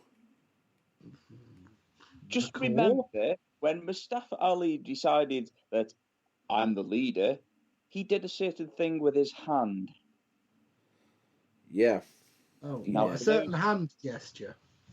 Yeah, and we're not talking about the one that I always get called, but yeah. And we're not talking about one made famous by a certain Stone Cold Steve Austin. Or the one by John Cena. Or the one by John Cena. Or Edge. Or anybody else who has any remote relevance to... Yeah. But it is from another company. It's from another company. And it's one that we covered at the beginning of the show. Just for those of us with memories like a goldfish, remind me. We are talking about the Dark Order on AEW. Oh, of course we are. Because, let's, on the one hand, pretend that company doesn't exist. And on the other hand, steal all their best shit all the time. Yeah. So, Mustafa Ali does this hand gesture, which reminded me of the Spice Girls in Don't Stop Now. But, Please stop. We won't go there with that one. So, but yeah, the Dark Order do something very similar, but they cup their hand. And it just, I saw it and I crawled up my own arse. I love that turn of phrase. I cringed so Human bad. ring donut. I cringed so bad that it was like I just shoved a pack of sour Haribos up my butthole. Was it a bit like you've met a fellow adult who is in the same rough age bracket as you somewhere, either, I don't know, a wrestling training school or at a wrestling show or something, and in response to you telling them that John Cena is somewhat overrated, they have waved the back of their hand in front of their face a couple of times? Yeah, like a proper man-child. Yeah. So, as if this whole shit show charade of a fucking crap faction, League of Nations 2.0, wasn't bad enough, they've made it worse by stealing some Dark Order shit. Yeah, exactly. And oddly enough, I'm sorry to interrupt you, but we've actually had a message in over Prince Ali's name. Already? Yeah, they actually say Prince. They actually say Prince Ali sounds perfect. Prince Ali. Oh, for fuck's sake! And that will be, from Teak, I believe it is. So just thought to give a shout out to Teak. Appreciate the actual rapid turnaround. I like that. Yeah. Yeah, but Prince Ali. So it looks like it's sticking. Yeah. So just going back to what we were saying about chucking shit at a wall and hoping that some of it sticks. Yeah. Unfortunately for Mustafa Ali, that is currently what has happened. Yes. And not only was it just a bit of shit, it was a truckload of shit. They have literally dug out a hole big enough for 5 graves, ironically, given the careers of the people involved, and that sized amount of shit. And they haven't thrown it at the wall, they've thrown it directly at poor Mustafa Ali. Yeah, they've literally buried him in it, basically. Absolutely. He's literally just the top of his head and 2 eyeballs sticking out of a mountain of shit. And unfortunately for him, he is not going to have the type of career where he fall into a pail of shit and come out smelling of roses. He is not, because unfortunately, Teflon main event player who can play down this kind of shit and go on to have a long and title-filled career, he is not, unfortunately. And before you continue on, I just thought to just give a bit of a quick additional shout out. You're welcome, Teak. You're welcome, Teak, for it. You messaged us, so we thought we could give you the shout out. Absolutely. That's what we asked for, you know. I genuinely wasn't expecting anyone... They actually responded back and saying thank you for the shout out. He's welcome. She is welcome. Yes, I was not expecting anyone to respond, so the fact that you have has pretty much made my day. Thank you very much.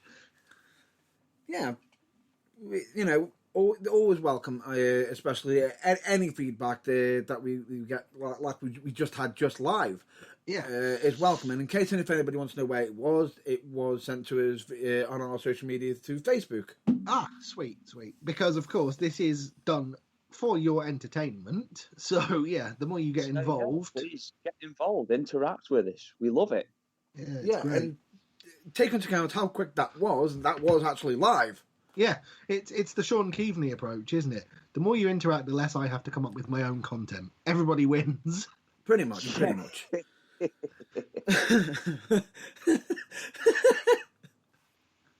And we've lost him.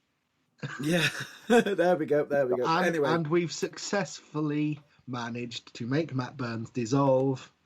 And I didn't even mention Booker T or a certain other thing of his, which I'm not going to mention this week. I'm not even bothered if you mention him right now because Do you mean the Booker T Room of Candles? I'm not even bothered right now. Currently under the ownership of Alistair Black? Yes, I do. I'm not even bothered. That's not even going to get me angry right now.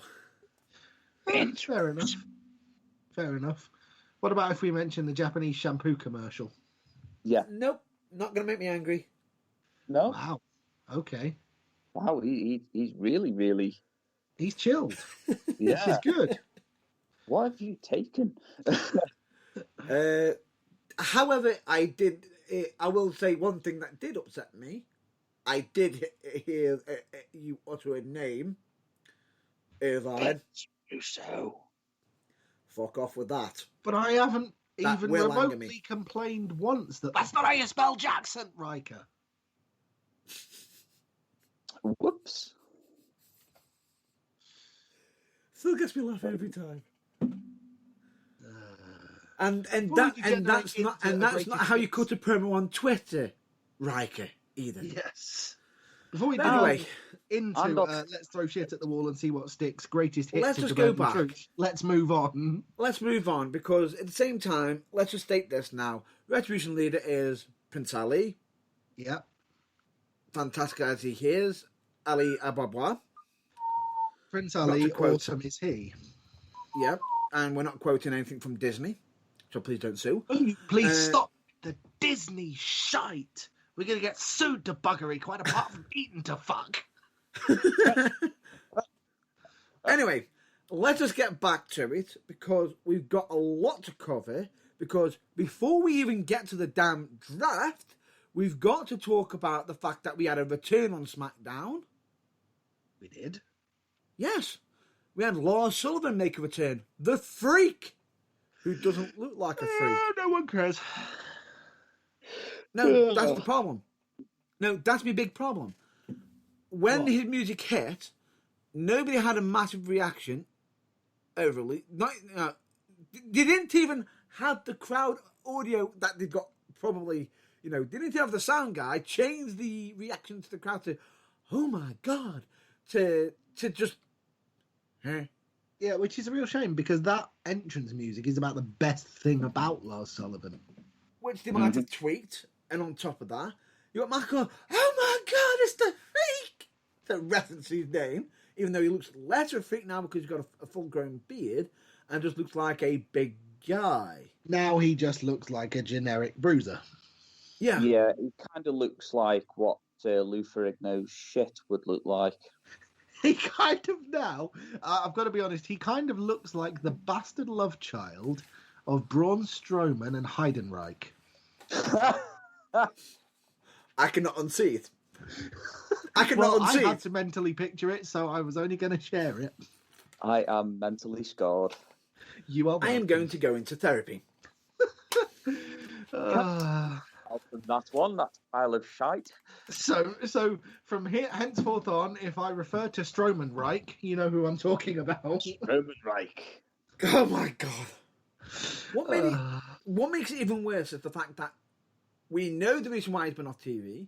Not just, yes, he did have certain other issues aside from it, Which have obviously been resolved because he's back. Yeah. So Yeah, that's a good thing. which is always good, especially in regards to what date was yesterday, which we'll cover later. The point being is, he has been job day. no. International No. No Underwear Day. No, we'll cover that at the end. The national holiday of broadcast. Swaziland. Stop guessing, for God's sake. I Let us have just no idea. Anyway, continue move on. Lars Sullivan, yes.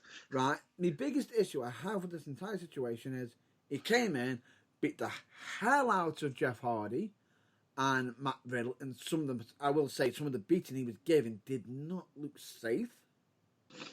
Yes. Well, that was an issue that a few of the NXT guys did level at him the first time round, so it's nice to know he's been learning in his time off. No, it looked like he actually might have concussed Jeff Hardy with a forearm. Yeah, that's And not Miz. That's not good. He also attacked Miz for some unknown reason. Right? Because it just... yeah, okay. We understand, but then, which show is he on? Even though he just made an appearance on SmackDown. Well, you would imagine, therefore, SmackDown, wouldn't you? I mean, logically. But then again, we'll get to that why we don't know which show he's on yet because of fucking Raw. But hang on, draft reasons. aren't we talking about the draft? Later. Oh, okay. I thought we needed to move things on. I thought that was what we were talking about now. No, we're not getting to that draft because that will be the brain buster one. Oh, wow. Okay. Right.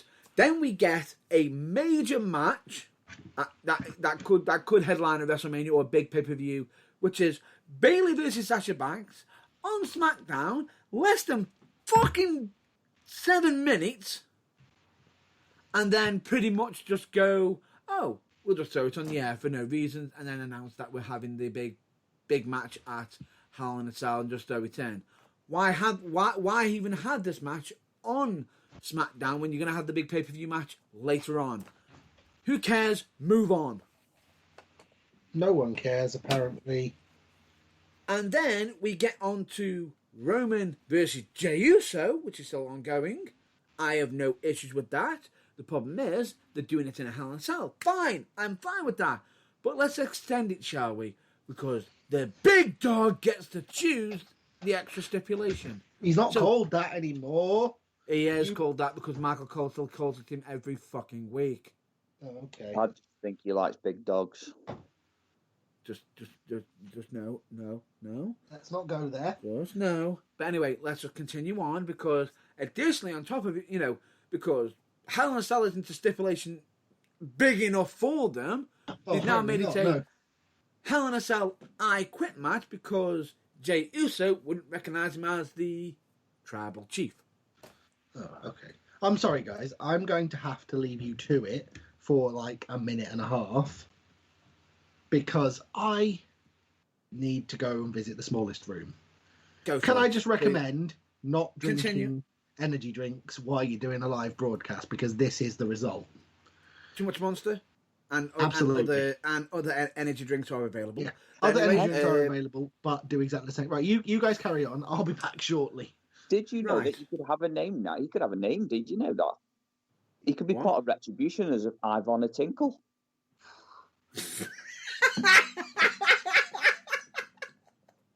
I haven't gone there. I will get you back for that. Do not lose sleep. It's going to happen. And I will be back shortly.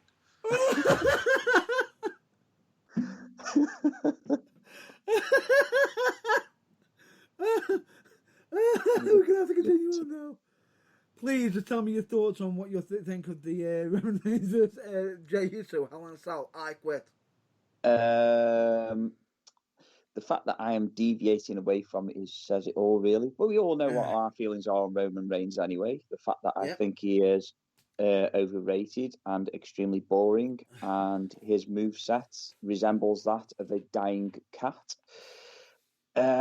It's just... I hate it. It's just, you've already buried the Uso once. Why do it again? And this time in a steel cage. No, Hell in a Cell. Well, it doesn't matter. It's the same thing. It's still a steel structure. Yeah, but anyway, the point being is, I think they're just going to do this to have him beat him into submission to somehow possible, because there is a rumour that Roman Reigns is going to have a faction and the Usos are going to be involved in it.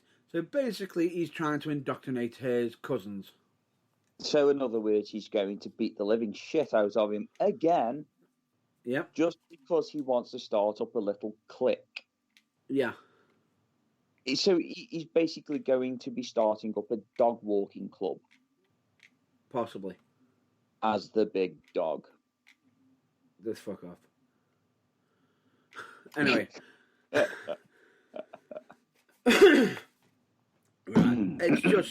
It's not great. And it's not great. It's not. It's poorly managed. I think Hell in a Cell would have been big enough for them already. I do wonder what Ivana Tinkle thoughts are. We shall find out once he's finished his tinkle. But anyway, we are sadly going to have to rush on. I believe that because we are going to have to get onto the draft. Yes. Seeing as I'm just going to beat around the bush now and just state them quickly. We've got, regular people who are going to be staying on the same brands, like, Raw WWE Champion Drew McIntyre, Universal Champion Roman Reigns staying on SmackDown, Asuka staying on Raw. And, we've got certain people who are tag team champions staying where they are. It's just, I'll just go through them quickly. Raw gets Drew. SmackDown get Roman. Raw have got Asuka. SmackDown gets Seth. Hurt Business, which is 4 people, stay on Raw. That's round 1. Round 2 is AJ Styles moving to Raw.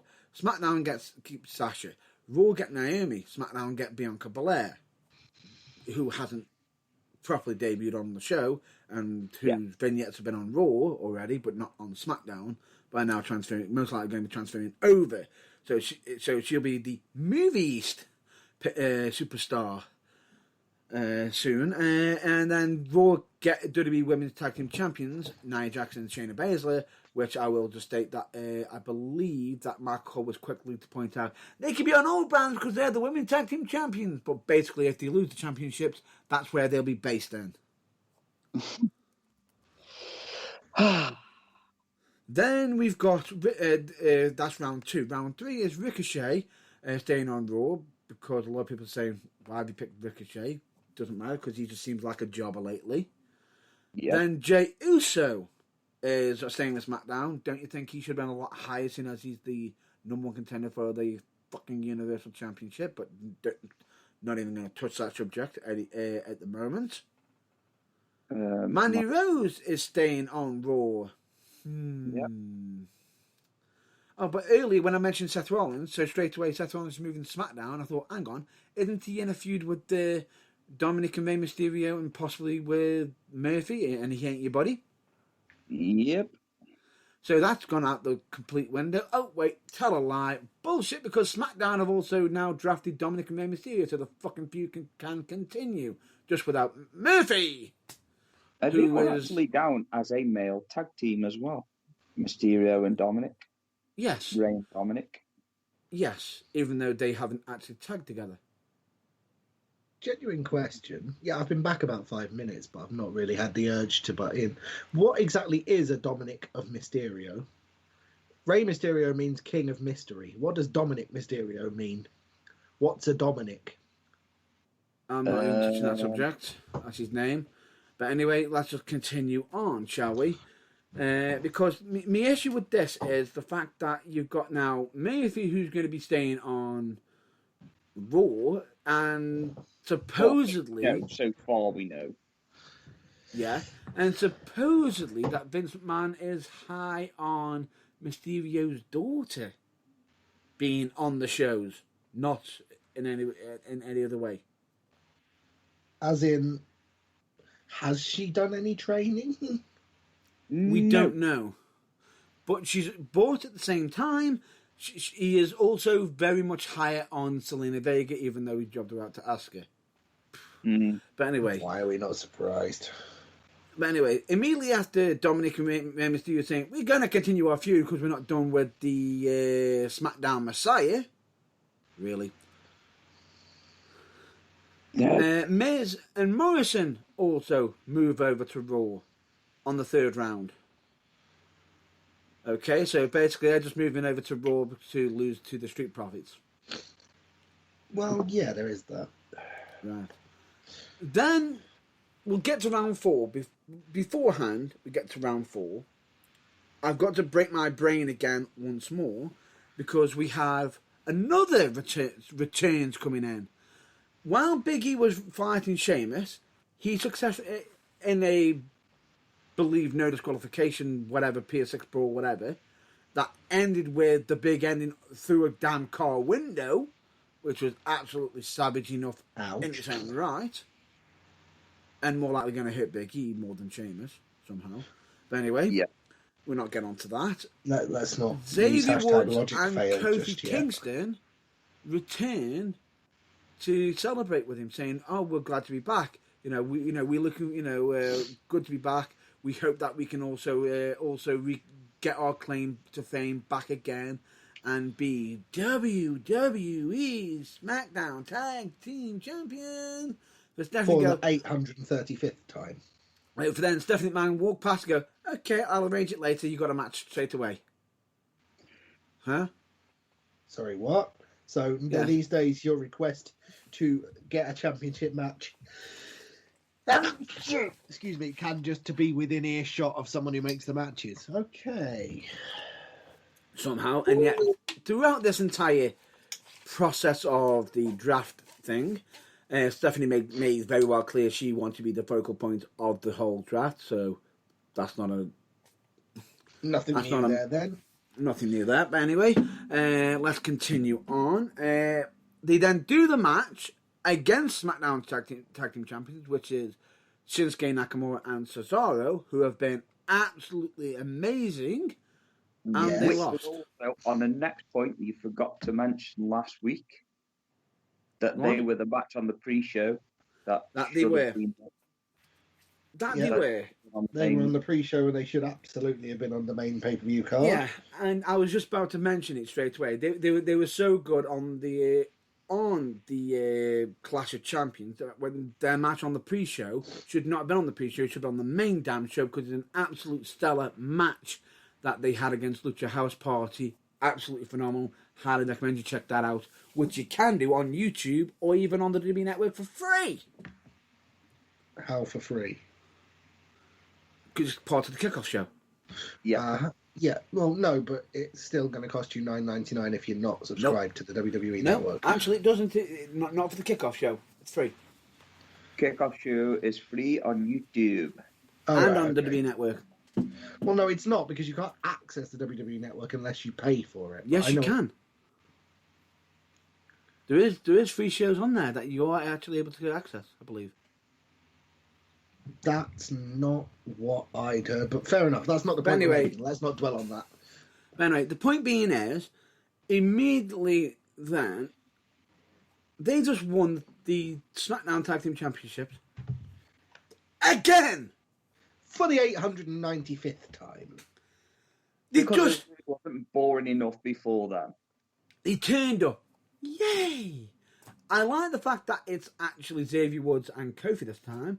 But what broke my brain, if I'm not mistaken, when they win the tag team championships, don't they follow the 3-bird rule? The Freebird rule, namely any two from three, yes. Yeah, normally. So technically So they are then- all the champion. So then Stephanie come walking out for round 4 and announced that Raw have drafted SmackDown Tag Team Champions Kofi Kingston and Xavier Woods. And? No, you missed the which name point- there. No. At which point Xavier turns around and says, say his name, say New Day, say his name. There should be another one, you've missed somebody's name off to then go, and for SmackDown, Big E. What? Yeah. Did WWE learn nothing from the initial draft all those years ago when they split up the Dudley Boys to universal disinterest? Yep. Right. So now, essentially, the New Day are now broken up potentially.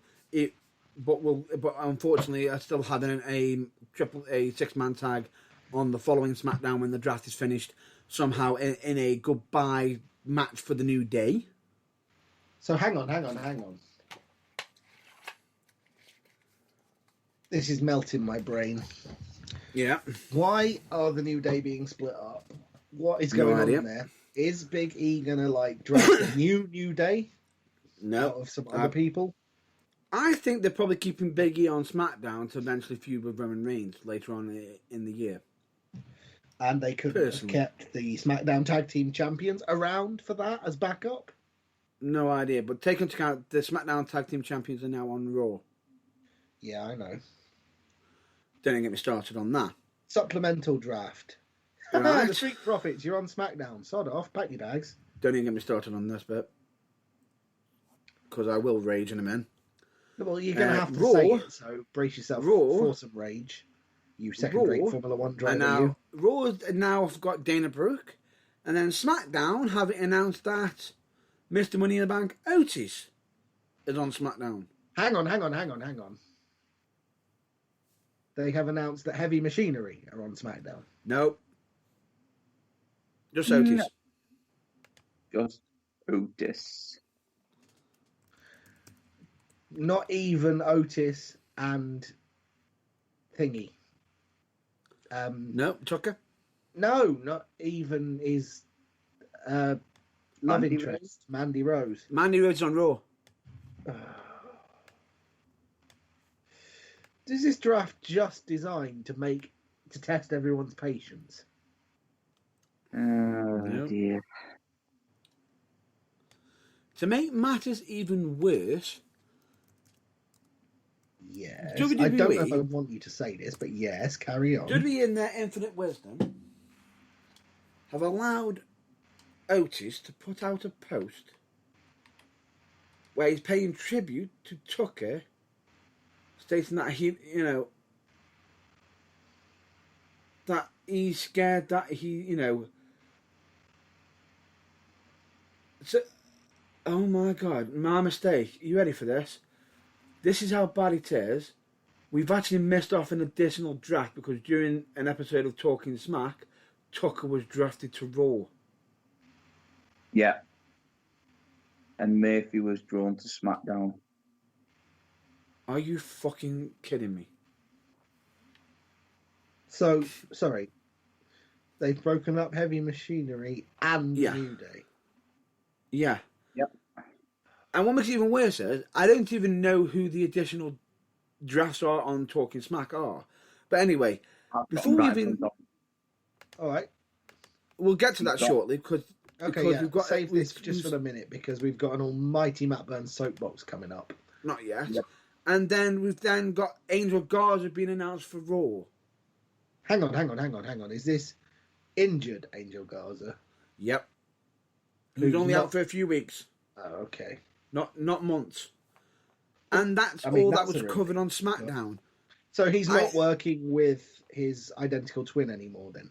No, but the problem is, he's already on Raw, so why the fuck why haven't they announced them both as a tag team?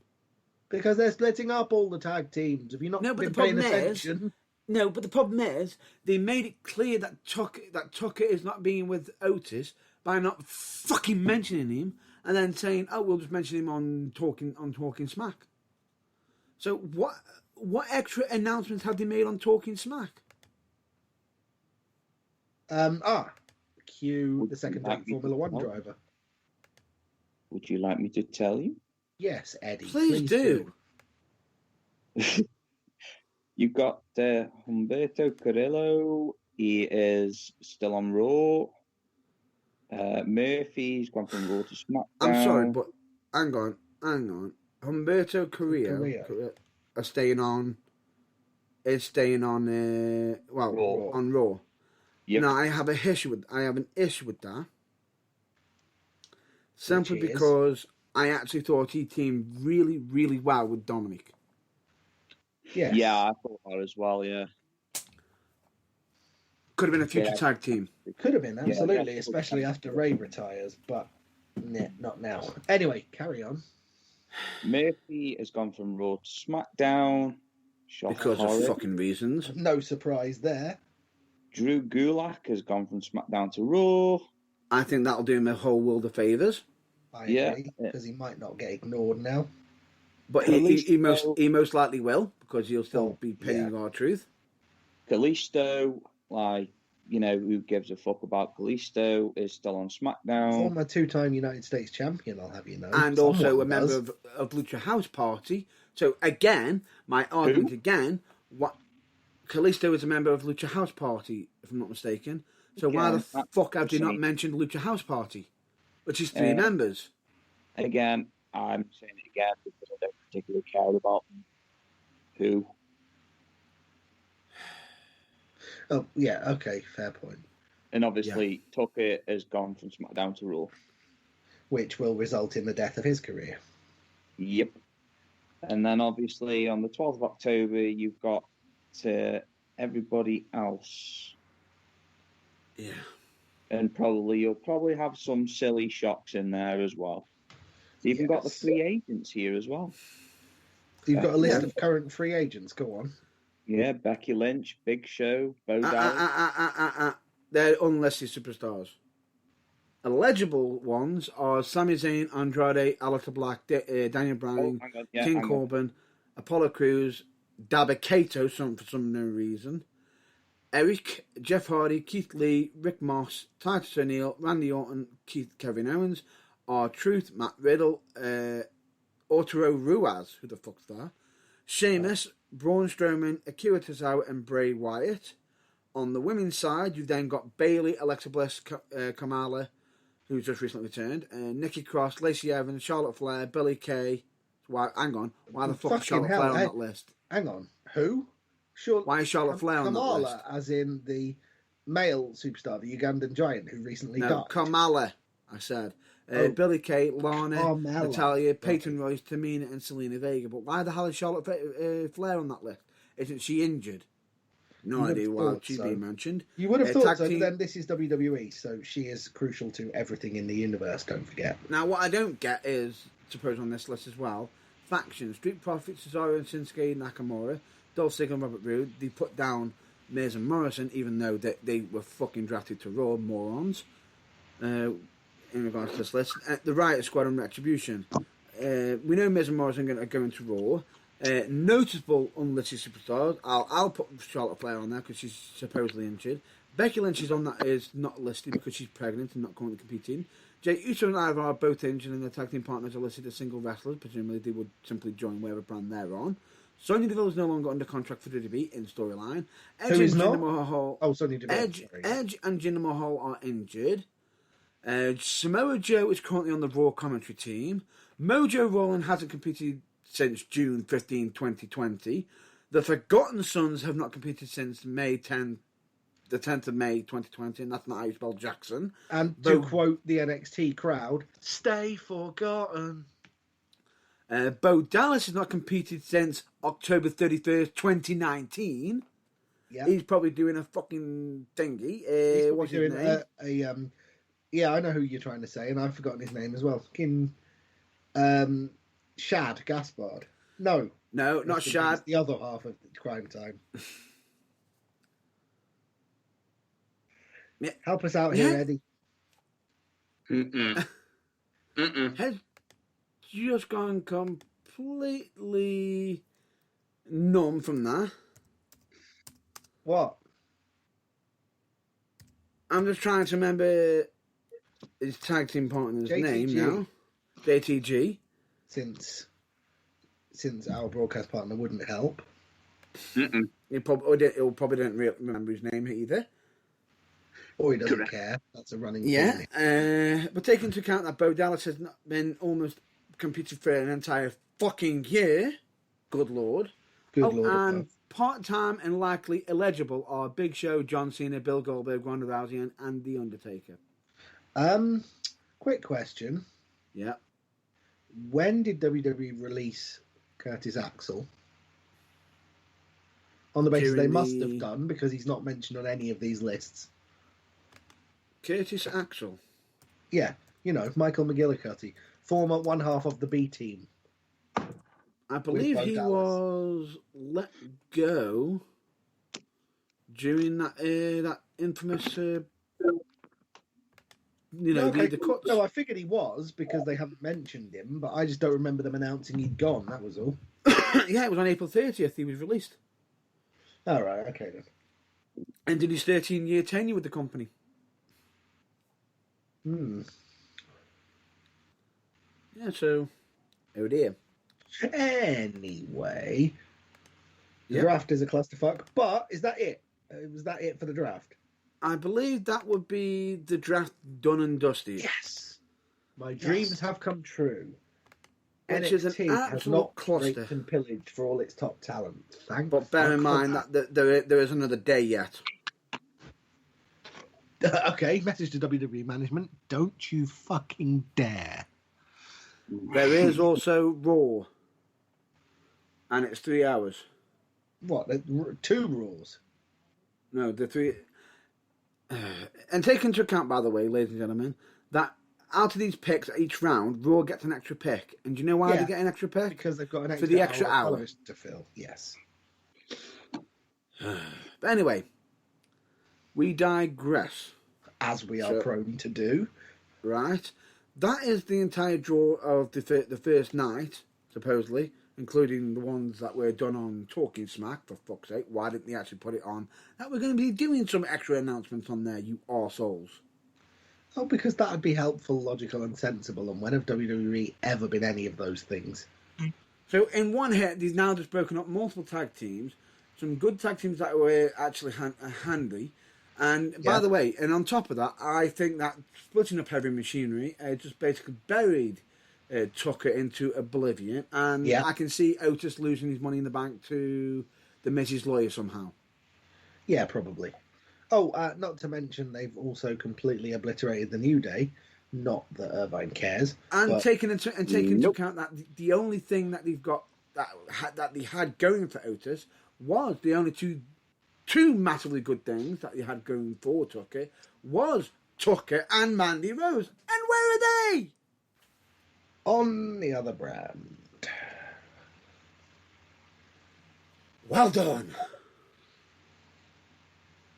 Anyway, would you care to cover your non-wrestling topic? Because I'm going to have an aneurysm. Okay, we can do that. I think. Is it just me? Oh, No. you are there. I wasn't sure. Let's do it. Yeah, I would like to mention something outside of the realm of wrestling, as we are going to do occasionally. Because today seems like a good day to do it, bearing in mind it was a day of records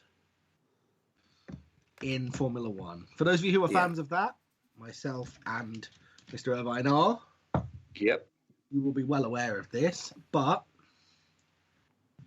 2 records were broken today at the Eiffel Grand Prix.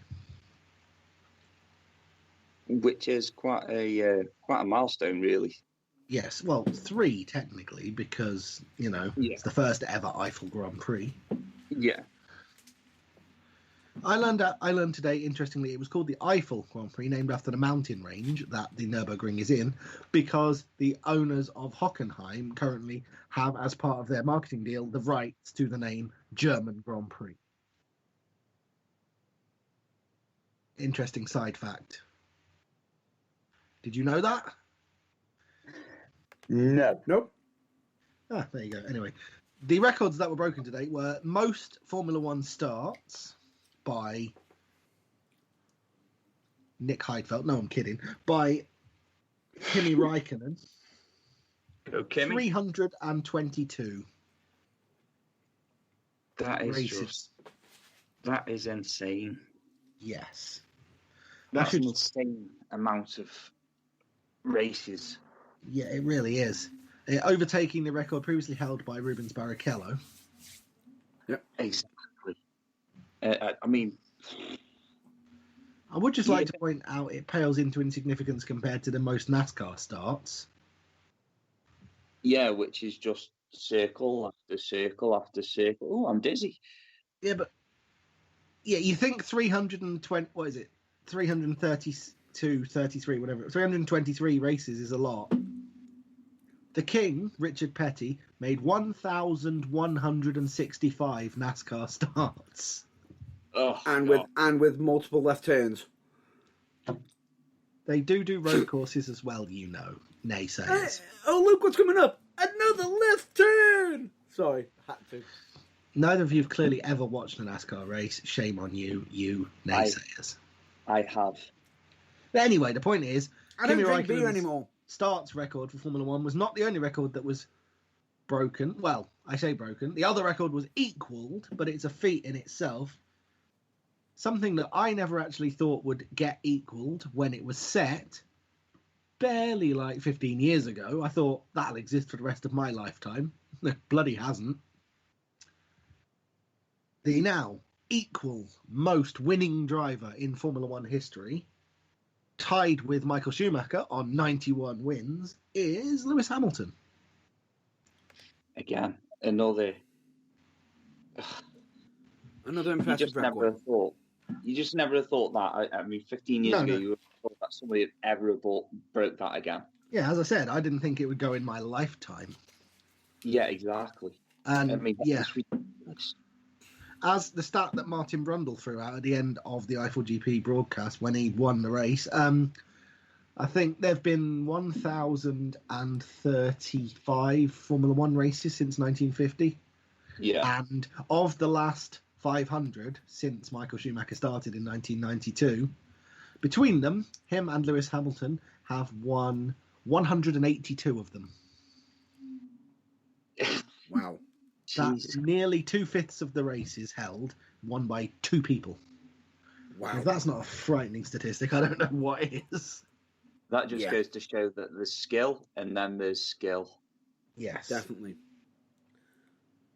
Anyway, And is I that don't everything covered? understand, just as an aside, I don't understand why everyone somehow manages to say that Michael Schumacher's skill in winning 5 in a row and 7 in total is when he had clearly got the best car in the field by a country mile, is somehow better than Lewis Hamilton winning what will now this year be 7 championships and 4 in a row when he clearly has the best car in the field. They're no different. Both are equally as frighteningly skillful as each other. Exactly. The only difference is that Michael Schumacher was a lot older when he came back into Formula One before he had his horrible accident. Yeah. And if you remember correctly, he did absolutely jack. I think he got 1 podium in his 3-year return. Exactly. And that would be due to, I hate to say it, but old age and, just he'd been out for so long. Yeah, I think he lost the competitive edge ever so slightly. Yeah, as soon as he left Ferrari, it was just, he was... Yeah. That was So, it for him. Congratulations to Lewis Hamilton, who has equalled the record and doubtless will beat it at some point in the 6 remaining races this season, because he's won 7 of the 11 so far. Or was it 8 of the 11? Anyway, and congratulations to Kimi Räikkönen on 322, or was it 323 race starts. But bloody hell, have you seen the time? We need to move on. Yeah. That we do. And because of the time constraints, unfortunately, we are going to skip the epic wrestling moments for this week. It was epic, but we can understand that. So at least we know what we're going to talk about in this section next week. Yeah. Definitely. Well, I say that.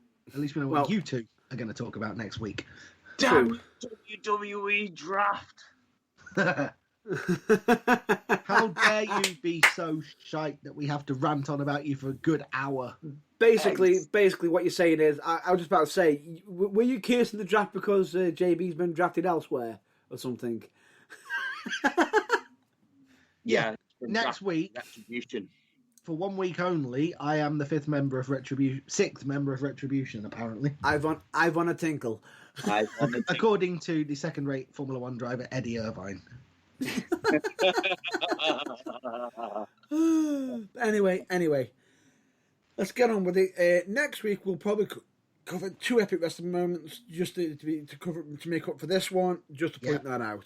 But we, so just thought we'd point that out, and we will most likely be covering some additional topics separately. But as for what they will be, you'll have to wait and see. I'm not sure, but anyway, as we've stated, Retribution are calling, so I will not be here next week. But that means these two, the show will be in capable hands. They will cope admirably. You won't even notice I'm not here. Yeah. Well, you will, because instead of being 6.5 hours, the show will be half an hour because I talk too much. But that's a given. If you wanted to, we can just put blow up a blow up person and just say it's you. With hot air. I'll pass. Thanks all the same. No worries. But anyway, we're getting to the plug section right now. Of course, I always recommend everyone to check out UKWA, also known as UK Wrestling Alliance. Yes, I know it's been a self-promotion because I'm the owner. Just to point that out. Nepotism is running wild. Funny. But anyway, we recommend you check out charitable organisations like Change for Health and Wellbeing, Change for Recovery Radio, Mind, Mess for Mind, Donna Louise Hospice Care for Children and Young People, and Cancer Research UK. We of course also recommend you check out the lighter side of professional wrestling, be it either Botchamania, you're welcome Matthew, WrestleCrap. Nice one, R.D. Reynolds. And of course OSW Review, you're welcome OSW Review lads.